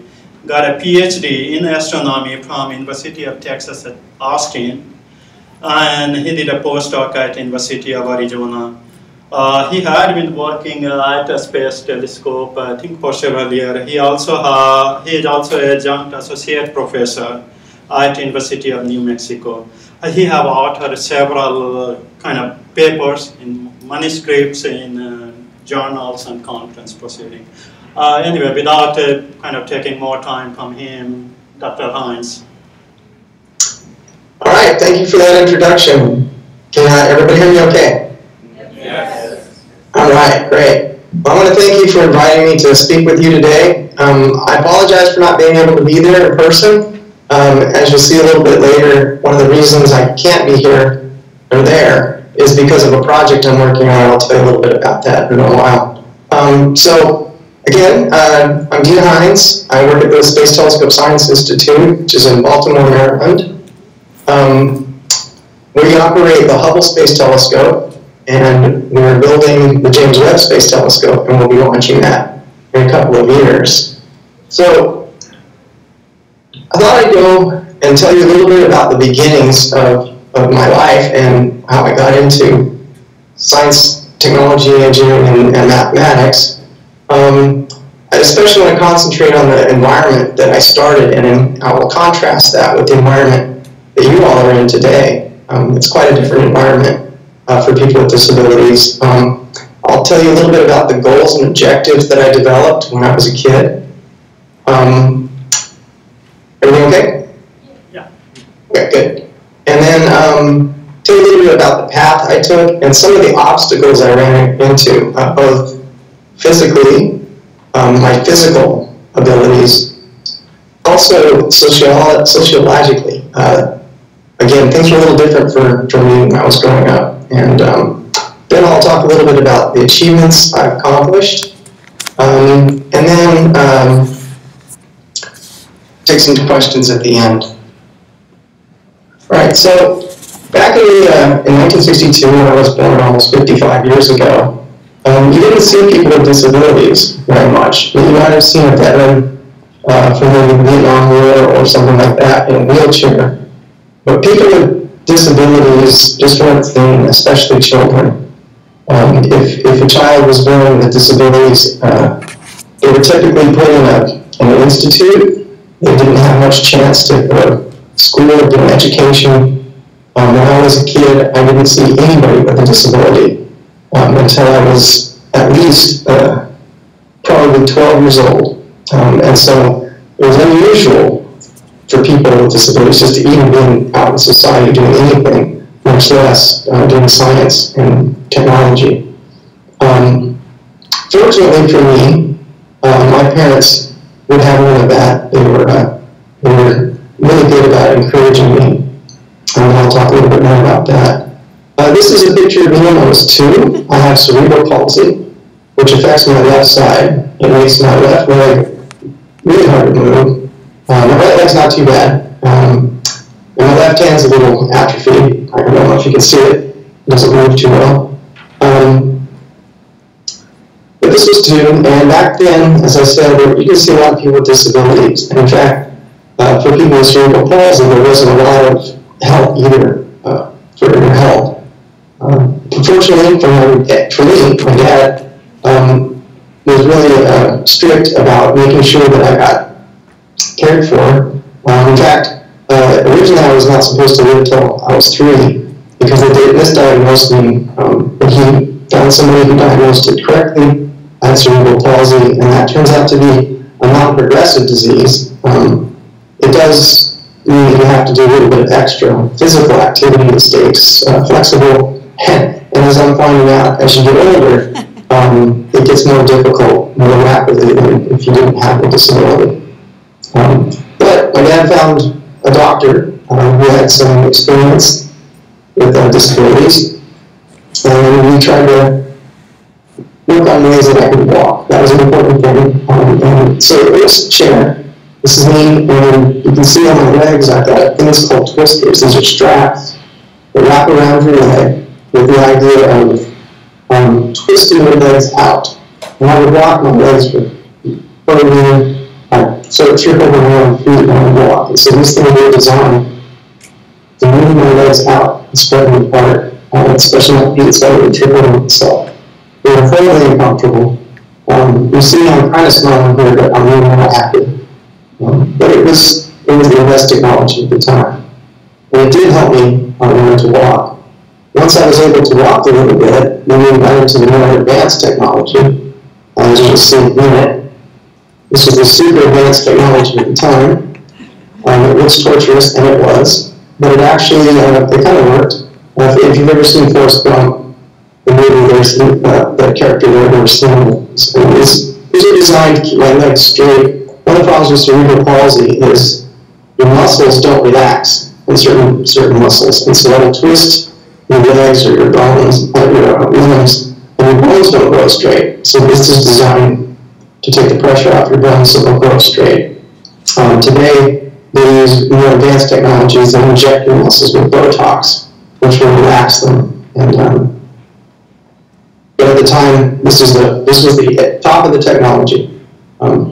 So the bad part was these were really uncomfortable, and they were embarrassing because I was the only person in school who wore them. And people would make fun of me. On the other hand, it did allow me to walk. So, because of this, my disability, it was pretty clear that I was not going to be able to have a real physically active, intense job. And so early on, even when I was a little tiny kid, my parents were actively helping me develop my brain, my intellect, my ability to use my head instead of just my mind. Now, the other thing that was happening at the time was that it was a very exciting time in the world because some stuff was going on that was pretty neat. The Russians had just launched Sputnik. That's over in the top left. About 5 years before I was born, that kicked off a big push for STEM, for people to get engineering, mathematics, technology, and science degrees. The space race was a good thing. And on the right is our first satellite, top right. That's Tim Pickering, John Van Allen, and Wernher von Braun. Was a German scientist who built the B-2. After the war, we captured him and became a rocket scientist and eventually got us to the moon. You can see on the bottom right is our first rocket launch, and so that was exciting. And then by 1916, I guess, Neil Gagarin was the first person in space. So that was all happening. And in response to that, John F. Kennedy declared that we would put man on the moon by the end of the 1960s. And so we formed the Mercury astronaut program. We had 7 Mercury astronauts on the left. And I was in about 1962 when this all went on, and I was born in 62. And my parents told me that the first rocket launch I ever watched on TV was when I was 3 years old. And I didn't miss a launch visually on TV, at least until the mid-80s. So I was sort of wrapped up in that no matter what. On the right, up right is the first Johnny Greenberg launched into the first American to orbit Earth. And then later on in the Gemini program, we had the first spacewalk. Gemini was 2 people per rocket, and that allowed us to practice getting outside of a spacecraft, docking with other spacecraft, which was needed for the moon mission. Now, at the time, my dad was actually working for a contractor for NASA on the Apollo program, and so I was steeped in this environment. And so my parents were really encouraging. They got me all excited about space. I really wanted to be an astronaut, but as I had cerebral palsy, and of course at the time you had to be extremely physically fit, it was very hard to be an astronaut. I realized pretty early on, my parents did too, that I was not going to be able to be an astronaut, and so there would need to be another way for me to get to the stars. The other thing that was going on at the time was a lot of science fiction, and realistic science fiction. And one of the movies that really changed my life in 1967 was 2001: Space Odyssey. I went to see it with my parents. Back in those days, you went for driving. We had a big, huge station wagon, and we piled in that thing and sit and drive, watch movies. What I took away from this, though, was the adventure of space and the importance of astronomy as well. In 2001, we were going to have space stations. We were going to have rockets and ships that would take us to the planets. We would have sophisticated computers that we could play chess with that would go crazy if you lied to them. And it was going to be a really exciting time, and I wanted to be a part of that. I knew that I was primed to take part in this adventure. The other thing that happened was when I was in 4th grade, I read a book called A Wrinkle in Time. And if you haven't read it, I highly recommend it. Even as an adult, it's a wonderful book. This is about a physicist who gets kidnapped and taken to the 4th dimension, and his kids have to go find him and rescue him with a couple of witches. Sounds like a silly story, but it's actually quite impressive. And that got me excited. If I could be a physicist, I didn't necessarily have to be an astronaut to explore and have adventure. And so that's what got really excited about science and technology and engineering. So, by 1972, we accomplished our goal of getting to the moon. This is actually Apollo 17, it's not all that. And so, I was firmly convinced in 1972, I was in 4th grade, that we were on a path to the 2001 vision where we'd be on the moon, we'd be flying around the planets. And so that cemented my desire to be an astronomer or a physicist and be in aerospace. The problem was, as I mentioned before, there weren't a lot of disabled people. In fact, I knew no disabled people that were in aeronautics or astronomy or even science or mathematics. I had no role models. That was difficult because you kind of need role models growing up, or even now, I still have role models and people I look up to, mentors, role models, superheroes, if you want to call them that. But fortunately for me, in 1967, there was also a show that came on. It's called Star Trek. Most of you have heard of Star Trek. This was the original show. And this is Mr. Spock. And I bring up Mr. Spock because the character had a huge influence on me, and it really taught me something important. Again, I didn't have any peers, I didn't know any people with disabilities that were successful, and certainly not in science. But Mr. Spock had some disabilities that were different than the humans that were on the ship with him. In particular, he had green skin, green blood, those pointy ears we're so famous for, and he was not really good socially with humans, which happens to me. I wasn't very sociable because I didn't have any people that I could identify with, and so I was kind of shy. But Mr. Spock was still accepted by his friends as peers because he was a scientist, and he was logical, and he solved problems that nobody else on the Enterprise could solve. And so that really said something to me. It said, not only are we headed to a future for adventure, science, exploration, but that in the near future, or actually it's 200 years later, but people like me, people that were different, would be totally accepted. The Enterprise also had people from all types of cultures.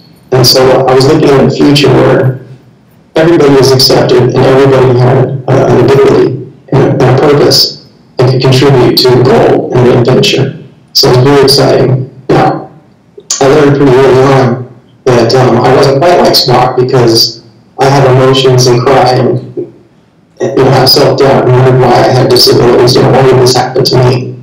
But on the other hand, watching Spock live through his problems, where he also had trouble fitting in and felt sometimes out of place, he was at his peers helped him. So that was a really important thing for me. But again, there was still nobody like me in science and technology. And then along about 1972, somebody hit the scene who changed everything. This is Stephen Hawking. Most of you probably heard of him and seen him or know of him. Stephen Hawking is an astrophysicist. He has Lou Gehrig's disease, which is ALS. I can't remember what A stands for, but it's a sclerosis. What this does is degenerative. Unlike cerebral palsy, his disease progresses. It gets worse and worse. Remarkably, he's still alive at almost 80 and still producing valuable work. The important thing about Stephen Hawking was he was somebody who had a disability, a pretty severe one. At the time I started learning about him, he could still talk, but it was really hard to understand. It was very slurred speech.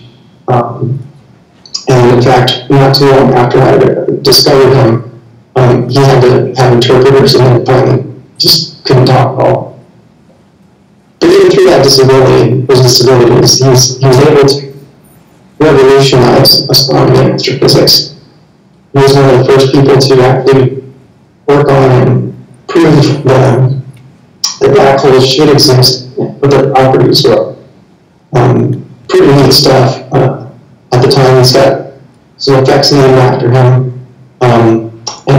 Even just 3 days ago now, there was a huge announcement about neutron stars colliding and producing gravitational waves and also electromagnetic radiation, light. And some of that was part of his prediction. And so it's very exciting to see that somebody with this pretty severe disability used his intellect through science and mathematics to make a prediction that has now been confirmed, albeit 40 years later, but it's a very exciting result. And so here's an example of somebody who persevered, sort of, I've got a disability, so what? And today he's so famous that he's been on a rock album with Pink Floyd. He's been in movies, he's been in TV shows, even The Simpsons made a couple episodes with him. So that's pretty spectacular. So finally, in the mid-70s, I had somebody I could look up to and mentor. Unfortunately, I never actually met him, but I had somebody to look up to. I think that's important. That's important for all of us. And one of the reasons that we're here today.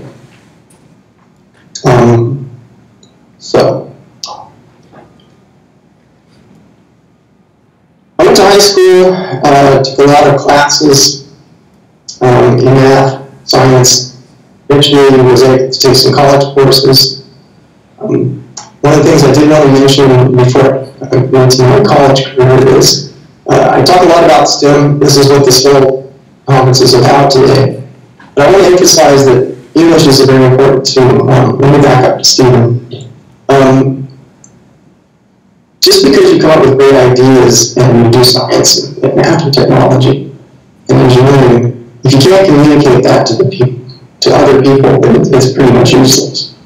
And being able to communicate effectively means that you need to handle English and be a good writer. One of the things that scientists and mathematicians do especially is publish in journals, or get our ideas peer-reviewed in journals. And it's important that you communicate clearly. And so I want to emphasize how important English is, in addition to the science, technology, engineering, and mathematics. So you may not want to do it.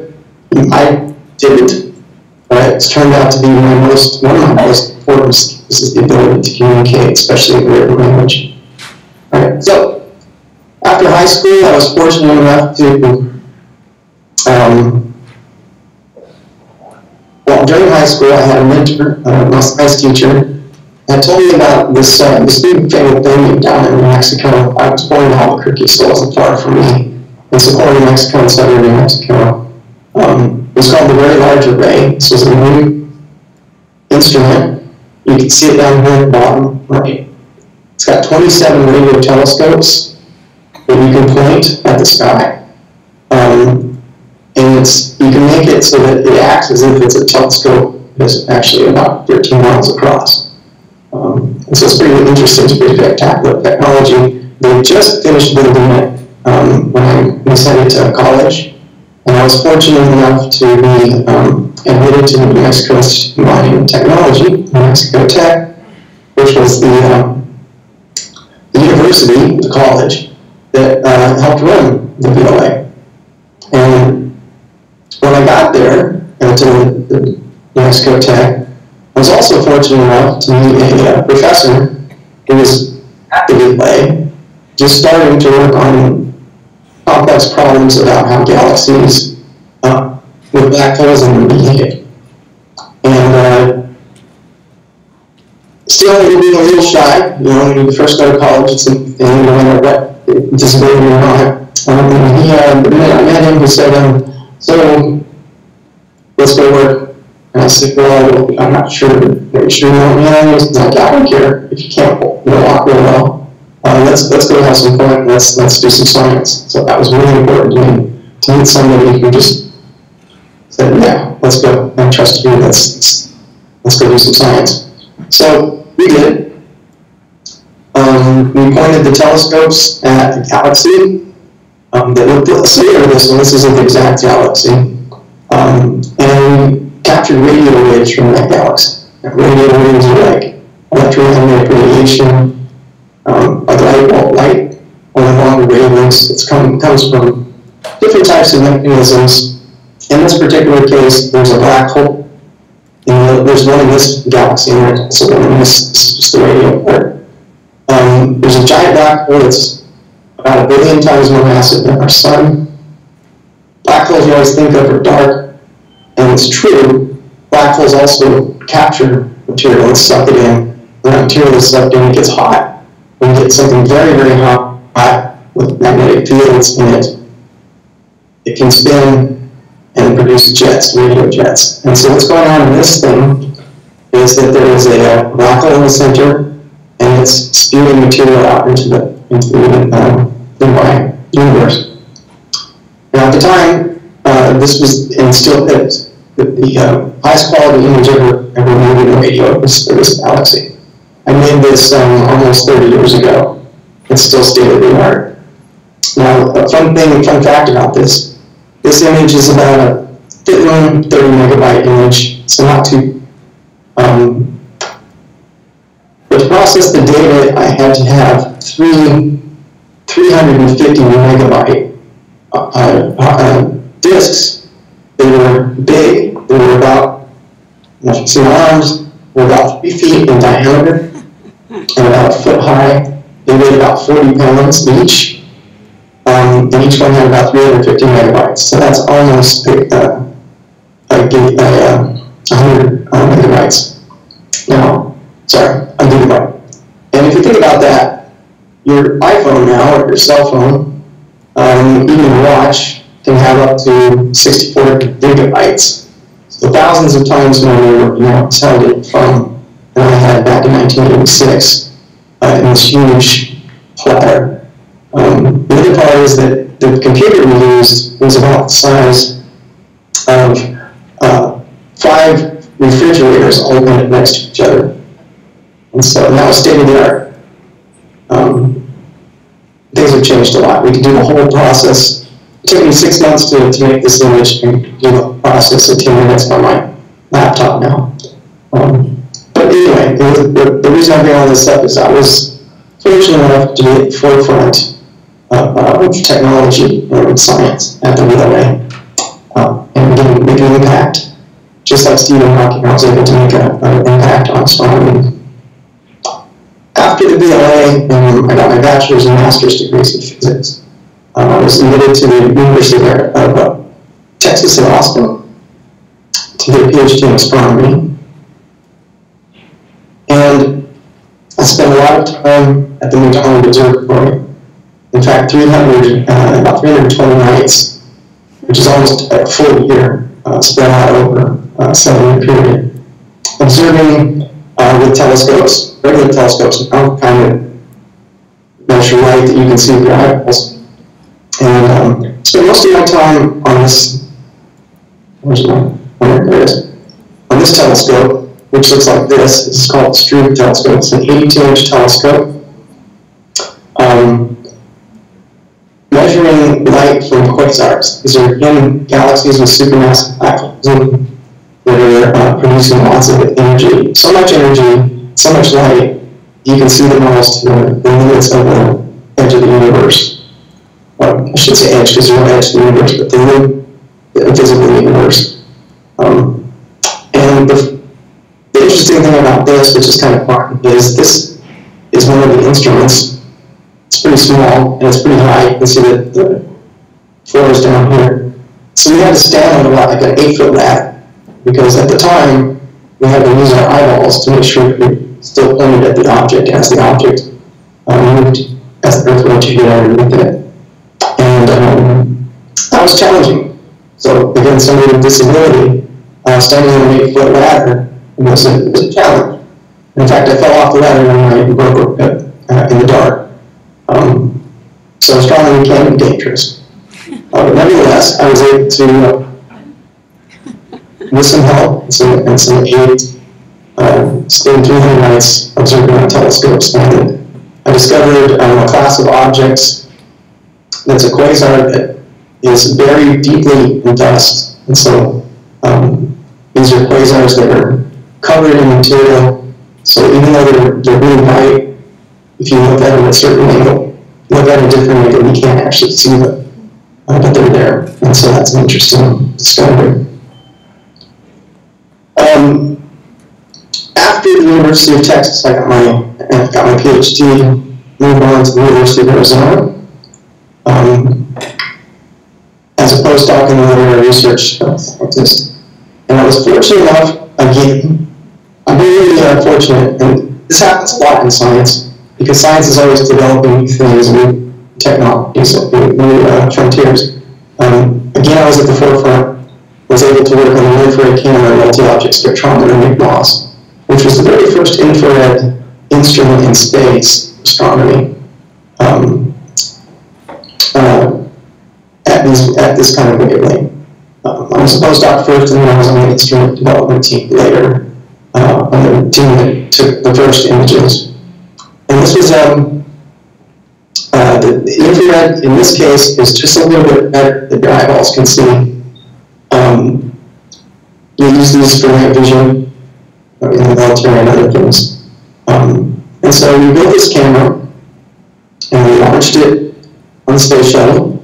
One of the exciting things about being in science, and especially in astronomy, but I'm in space astronomy, is that again, I get to almost be with astronauts. In fact, I was with astronauts, so I got to see the launch at night. It's one of the invited guests. So I sat with the astronauts on a bench that was only 3 miles from the launch.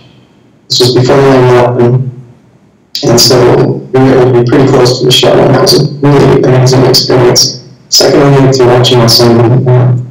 But once we launched, the instrument was installed on the Hubble Space Telescope, and we turned it on, and we took the first 2 images, this one and this one, and I took this image. Basically, what these images are showing is, in this one, these are brand new stars.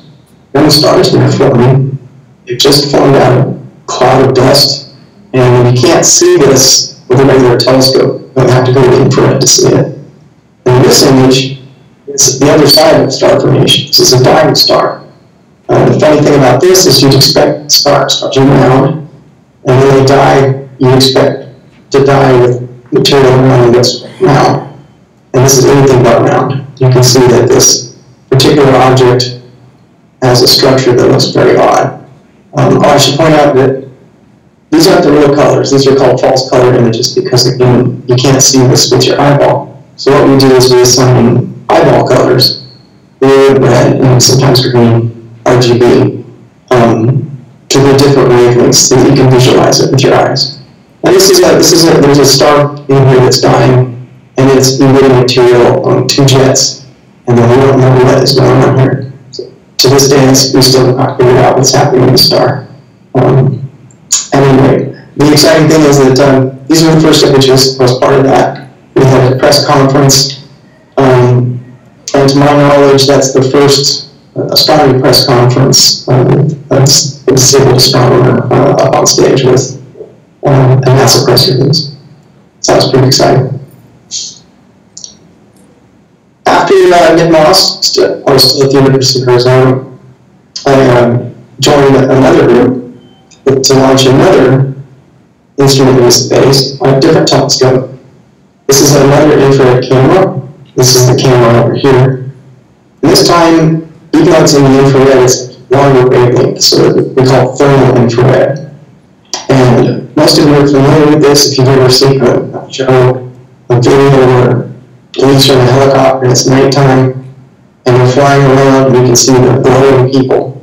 This is called thermal emission from the warm bodies. And we can use that property of warm bodies to measure the properties of astronomical things, stars that are forming, that are buried in dust, and newly forming, they're hidden, they glow, and so it heats the dust, and the dust you can see. You can also look at objects that are very, very distant in the universe with this kind of instrument. So here's the space telescope that we built. Our instrument is down here in this chamber, and we launched it on a Delta II rocket. Again, I was able to be at the launch. In this case, not sitting on bleachers, but hanging out on the beach down in Cape Canaveral. It was a night launch. It's pretty spectacular. These are some of the images that we've taken. Again, I took one of the first 5 images using this instrument, and we released it as a press release. Some of the things that we can do, you see here, there's a galaxy where we're learning about the types of stars and galaxies. The blue stuff is young, old stars. The red are newly forming stars. Here's a supernova limit. This is starting to explode a few thousand years ago. Here's a star like our sun that is dying, and in this case, it's actually round, which is interesting compared to the other one. Here you've got some stars that are forming. Here's a disk galaxy.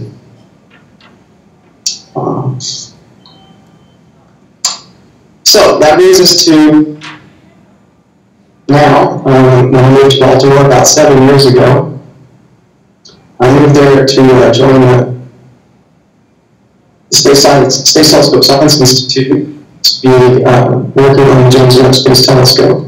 And in fact, I'm the team lead in charge of operating and making this instrument work. This is the infrared instrument. Here's the James Webb Space Telescope, at least a mock-up of it, meaning a model. And this is, I want to illustrate what kind of new thing that we're doing, again, on the forefront of technology and science. This is the telescope and what it would look like. I don't know if you can see it, there's people down here at the bottom. This is a huge telescope. These sun shields are about the size of an Olympic tennis court, so a couple hundred feet long, about 60 feet wide. This is the telescope. It's about 2 stories high and huge, and it's got this big extension that holds the spindle in here. It's way too big to ever launch in a spacecraft as it is. So one of the challenges of James Webb Space Telescope is we have to fold this thing up, which is like a transformer. So we fold these sun shield sheets, we compress them, and then we fold them up, fold this structure up, and then fold the leaves of the telescopes. That's one of our big challenges. So that we can fit it in a rocket and launch it. And so once we get up into space, we'll fold the telescope remotely, which is also really exciting. And then we'll be able to turn on our instruments and start doing science. So that's my current job, what I spend most of my time doing. One of the exciting things about being part of a project like this, and this would apply to other projects as well, particle accelerator, I don't know if you're working on some brand new biological technology, if you're building a bridge or whatever, you're able to actually be in the middle of it. And this is the James Webb Space Telescope where it was being assembled at Goddard Space Flight Center, which is about 35 miles south of Space Telescope Science Institute. This is a gigantic clean room. You can see people down here with what we call buggy suits that protects the instruments and the telescope from dust and garbage that comes off. A few of these instruments are pretty dirty animals. We have dandruff and we shed skin cells, and so you don't want that on your instruments. Here's the telescope, here's the mirrors. In this case, it's in its folded position. The mirrors that are normally out here are folded back, and this structure is folded back, being ready to ship to Johnson Space Center. This was back in April this year. It was shipped there in May, and we spent the last 7 months testing it at Johnson. Here is the telescope at Johnson Space Center. Inside a big chamber, you can see it's unfolding now. There's the 4 mirrors, there's people again. And then we've got this big structure here that holds the secondary mirror. This chamber is it's kind of neat. It allows us to put a vacuum in the telescope to simulate space. It just doesn't have a lot of air molecules in it. It's a vacuum basically, so you couldn't breathe. And we need to simulate how our telescope would behave in space. It's also very cold where our telescope's going to be. It's minus 400 degrees Fahrenheit. And so we need to be able to simulate that, make sure that the telescope functions before we launch it into space. So we put it in this chamber, we close, there's a door right here we close, we pump out all of the air, we cool it down with liquid helium, and then we test it. Make sure that the optics work correctly, we've got a light source up here shining on to make sure that the mirrors are correctly configured. You may remember that the Hubble Space Telescope had a bad mirror initially and we had to go and repair it, but we're not going to be able to go and repair this telescope. So we have to make absolutely certain it works on the ground before we launch it. Now, an interesting historical fact is that this chamber has been around a very long time. It was the chamber that was used to do testing of the Apollo capsule and the command module and the lunar lander. So the same thing, same conditions exist with both spacecraft, and so we needed to make sure that this spacecraft would work. In that case, we needed to preserve humans, and so a catastrophe, a leak, a failure in those components would be catastrophic. We would have lost astronauts. In this case, we're not going to lose astronauts, but we're going to lose a huge investment. And if you've ever seen the first Transformers movie, they also use this chamber as a prop. Now, we're just finishing testing of this telescope, and we'll pull it out of the chamber next month. And so that's the reason I couldn't join you live today, is I'm in charge of some of the tests, and I have to be here. in Baltimore. Even though this is in Johnson, at Houston, we're doing data reduction here at Space Telescope, and I'm doing some of the tests. So, pretty exciting. One of the other things about being an aspirant, or even being science really, as long as you're maybe in the industry or something, is you can be creative. So you've seen that I've worked on several projects. I didn't invent those projects. I was fortunate enough to be part of them and part of the development of them. But I wasn't able to, I didn't do them from scratch. But science and math, engineering and technology often lets you create things from scratch. And one of the things I've been doing is building small instruments that can be used to investigate astronomical phenomena. And in this particular case, I built a camera. It's called polarimeter. It allows me to study material that's around the sun, but it's hard to do from the ground because I need to get really close to the sun. And so the only time I can study this material is when there's a solar eclipse, total solar eclipse. And it turned out that I had an opportunity in 2015 to join one of my other colleagues to fly in an airplane at Düsseldorf, Germany. My instrument built it into one of the aircraft windows. And I was able, fortunately, to take my son with me too. That's him, that's me, my son. And we flew in this airplane with a bunch of tourists through the total solar eclipse. So that let us stay in this eclipse longer than normal. The eclipse lasted a little under 3 minutes on the ground, and we were able to get almost 3.5 minutes by flying through the shadow. And allowed me to take my camera and take pictures of this material around the sun. And so I've been doing this for a couple of reasons. Like I said, there's a lot of creativity in STEM careers. I proposed to build this instrument to NASA. I put in a proposal, again, having good English skills, writing skills. I wrote a proposal, telling them what I wanted to do, how much money I needed, and they were giving me funds. I was able to build the instrument. I'll show you a picture of me building it behind. And then I was able to get funding to fly in this airplane and take the experience. All right. The other thing about this is, oftentimes in science and technology, in engineering jobs, you get to travel all over the world and meet lots of great people. The people in science and math are typically pretty neat people. All right. So that's a lot about my career and how I got into science. I also wanted to back up a little bit and say that it's not just about science, technology, engineering, and math. There are other things as well that you can do if you set your mind to it. And I just wanted to share with you a few other things that I've done because of the support I've gotten from my family and friends and the changing attitude of the world towards people with disabilities. So,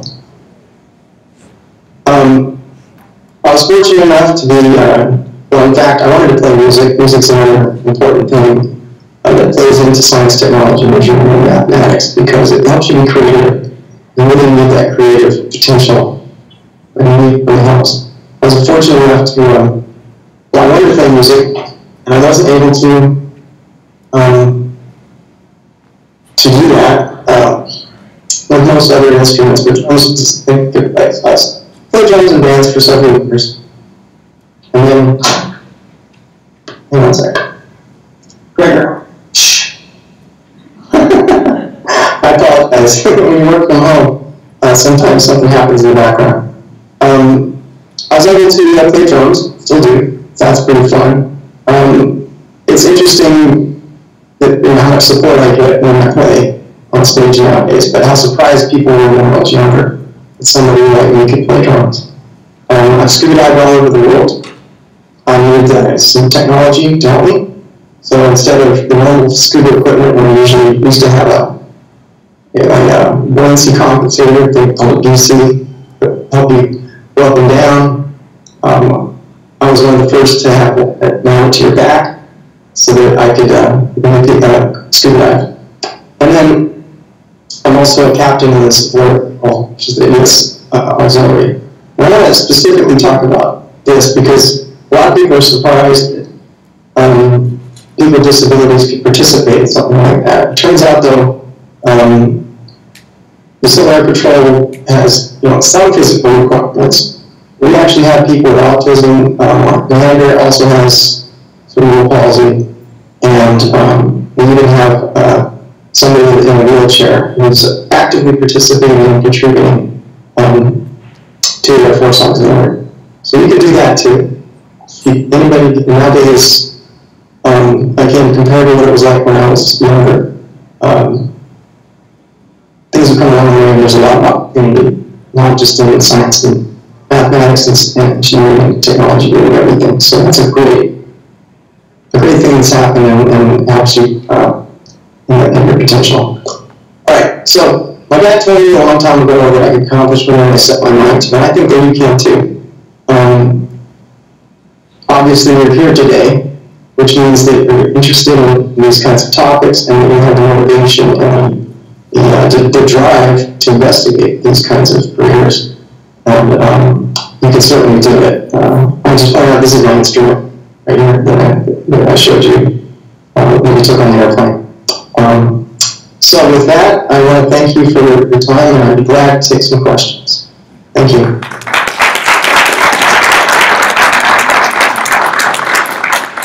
Thank you, Dean Hines, for your wonderful talk, and this is really inspirational for our students, who are here. And I can't say how much I'm thankful to you. I know it's hard to spare some time out of your work schedule to give a presentation like this, but I really want to thank from the bottom of my heart and from our department, CASS, and on behalf of UTEP. Thank you so much. And I want to ask audience if they have any questions for Dean Hines. Please, go ahead. You might need to repeat the question if I can't hear it. Okay, sure, I'll do that. Anybody in the audience who have questions? Yes. I have a question about the project you're doing. I have a question about the project you're doing. Is it with NASA, and how long is it going to take till it's ready? And what are you likely to do? Right. So the James Webb Space Telescope, that's what you're asking about? Yes, yes. Right. So we just got out, as I mentioned, we just got out of that testing at Johnson Space Center. We now have to take the telescope and ship it to California, where it will be mounted to the spacecraft. So right now it's just a telescope with the instruments on it. We have to bolt it to a spacecraft as well. And we have to hook up those big solar sun shield. Let me explain the sun shield real quick, and then I'll finish answering your question. That sun shield is to protect the telescope. The telescope has to be really cold. And the sun, if you're in the sun, even in space, you get real hot. Astronauts will tell you that when you're in the sun, you have to have basically a cooler on your spacesuit to keep you cool. And then when you go into the shade, you have to have a heater to keep you warm. Well, our instruments won't work if they're hot. And so we have that huge sunshade, and that thing has to be bolted to the spacecraft as well. And so that's going to take about 9 months to do. And so that will take us through almost next summer. Also, that's to the extreme. Then we have... Sorry, go ahead. Say again? No, that's to the extreme where you're in the shade for like a minute and then you're freezing. And you're on the outside and it's scorching. Right. So, this telescope is going to be, it's not going to be orbiting the Earth, it's going to be out at what's called L2, Earth Moon L2, I'm sorry, Earth Sun L2, which is out past the orbit of the Moon, and we'll never let it look at the Sun, so that sun shield will protect it. After we bolt it, the whole thing together, then we have to ship the telescope down to French Guiana, which is in South America. We have to go through the Panama Canal to launch on an Ariane 5 rocket, which is given to us by the European Space Agency. So, having said all of that, by the time we're all finished and ready to launch, it's going to be sometime in 2019, probably around May of 2019. So, a little 2 years from now. I'm really excited, honestly. I want to see it up, yeah, honestly. So I'll be watching it. I will say that this was designed in 1998, and we've been working to build it for the last almost 20 years. 1998. Okay, thank you. Yeah. Any other question?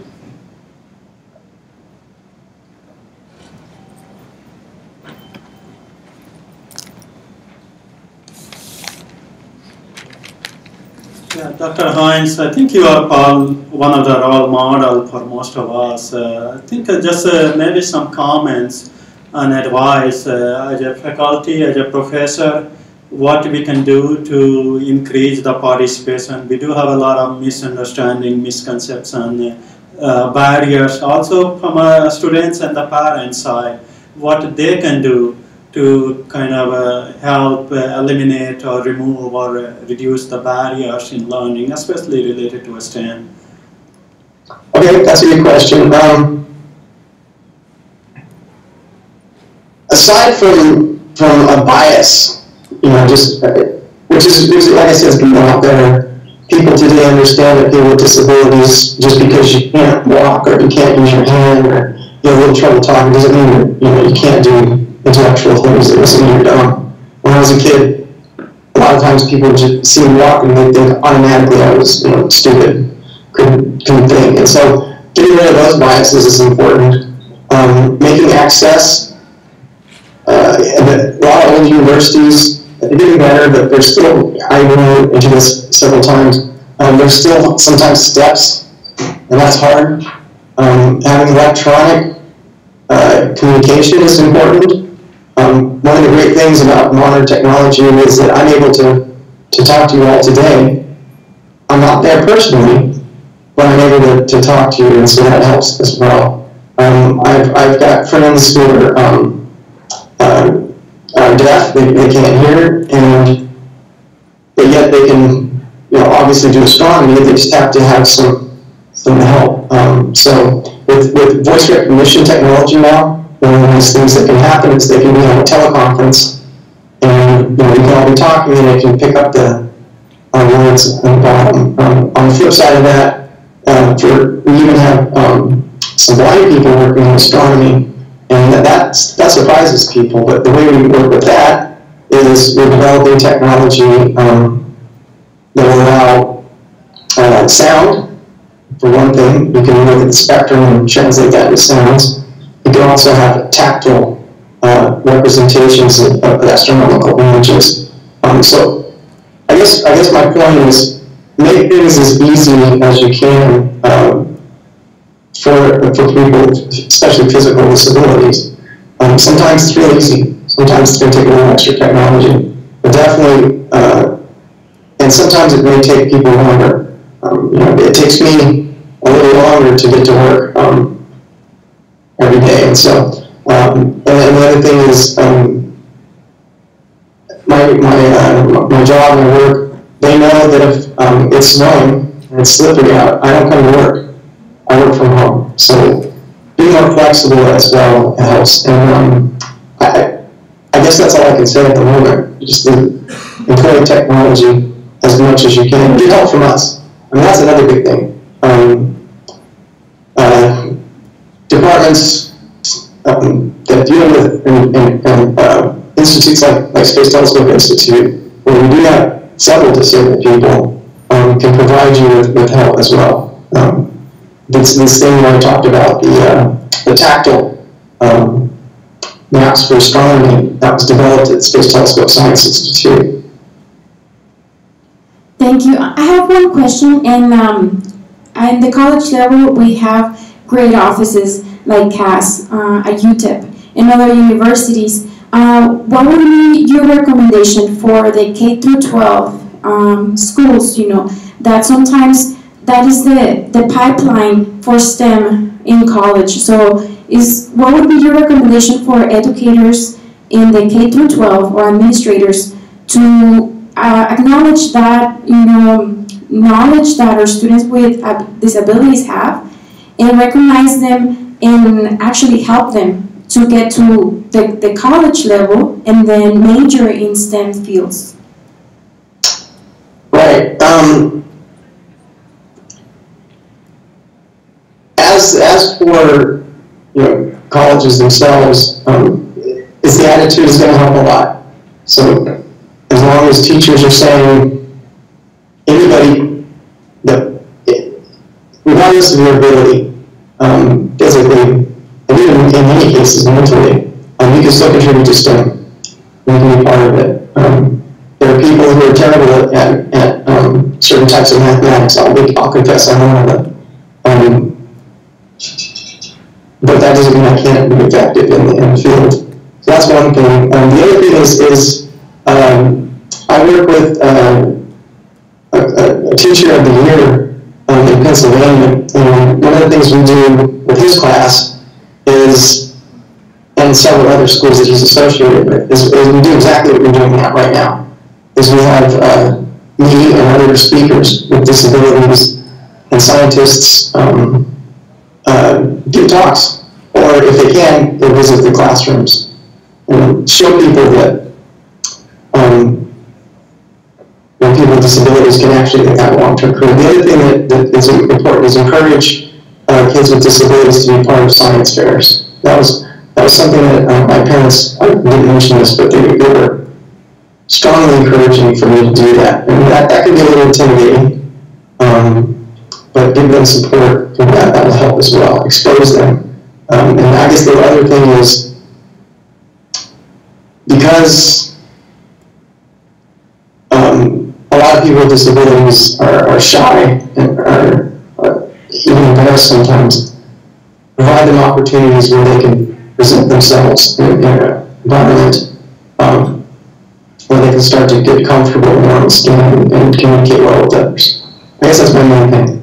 I'm not an expert at the K-12 level, but I would encourage you, anybody, if you want to contact me, and I'll get you in touch with Michael Slow, who's been working on some of these ideas.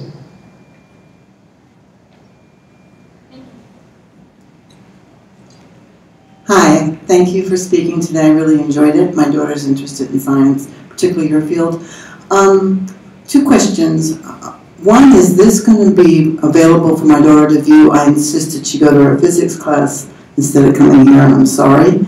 And secondly, being that you're in an institution which can foster at a higher level students' knowledge about space and astronomy, are you partnering with universities, say with UTEP even, where you can have a disabled student be on staff or being mentored by people in your organization? I think it really is important for people at your level to have those kind of opportunities so they can say, I am understanding this world and this is what I want to do and I can contribute. Thank you. Okay, your first question is, I don't know if this was recorded or not. I gave a similar talk, in fact almost identical, in North Carolina in 2015, and that is on video, and so we can point you to that. And as far as partnering, it's a complicated thing for Space Telescope Sciences too, because we're constrained by some of NASA's rules. NASA's gone on and off about supporting public outreach. Sometimes they're really into it, and so we can do things like that. Other times we can't. What we can do is provide materials and get you in contact with our Office of Public Outreach. Having said that, I'm also affiliated with Space Science Institute, so SSI, not STSCI, and they're in Boulder, Colorado. I'm a senior scientist there as well. And they are very much into public outreach and developing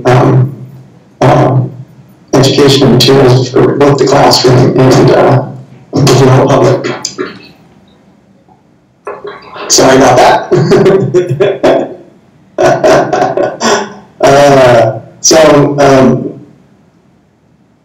I can also help people get in touch with them. But yeah, I agree. Partnerships, with institutions are important. Now, the one thing I will say is at the college level, not at the high school level, although it's happened a couple times, we do have summer intern programs at Space Telescope, and that's where we have had several people with disabilities engaged. And then they go back to their institutions and spread the word. So that's one way to do that. Thank you very much.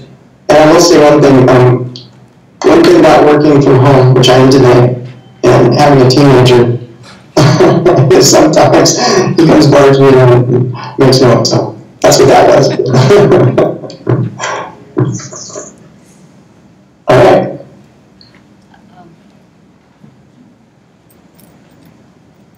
Once again, thank you, Dean Hines, for your wonderful insights and reflections, and will be highly motivational to our students and our audience here.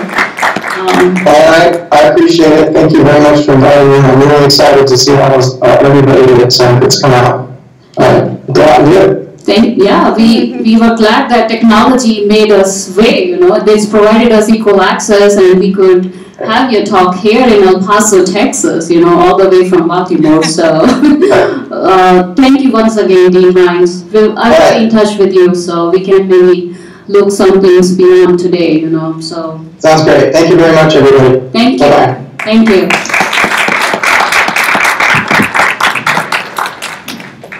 Well, I know this talk was over, but I would like to invite you to join us for Resource Fair in Centennial Plaza. It's already started at 10 o'clock. So you're more than welcome to come and visit our exhibits. We have more than 50 exhibits right now that represent community agencies, UTEP departments, programs, and service providers. So you can talk to representatives from different areas and get to learn more about the resources available in the community. We also have some lunch activities going on. We are already having some free pizza, so if anybody is hungry, go ahead. And at 12, we also have Dr. Skateboard's presentation on Action STEM. He is looking forward to seeing you all there, so go ahead and join him. And we also have paper airplane competition, so any students want to participate, please go ahead. We also have panel discussion at 2 o'clock right in this room. So I know some of the panelists are already here, so you guys are more than welcome to come and join us for that. So with this, I would like to conclude this program. Thank you everyone for joining us today. Just wanted to get a chance to meet you. My name is Martha Ann. Hi, Martha Ann. Nice to meet you. Thank you. So you live in Essex? I do, yeah. What area? So I live sort of in a strange area. It's like very, very into Los Hey, I'm over there, but I don't know. Like, yes. Or do you live in Los Angeles? No, I live here. Oh, do you? Yeah, it's towards the mountains. So if you're driving up from El Paso, on the east side, you'll see all these pecan trees. Oh, okay. We live right there.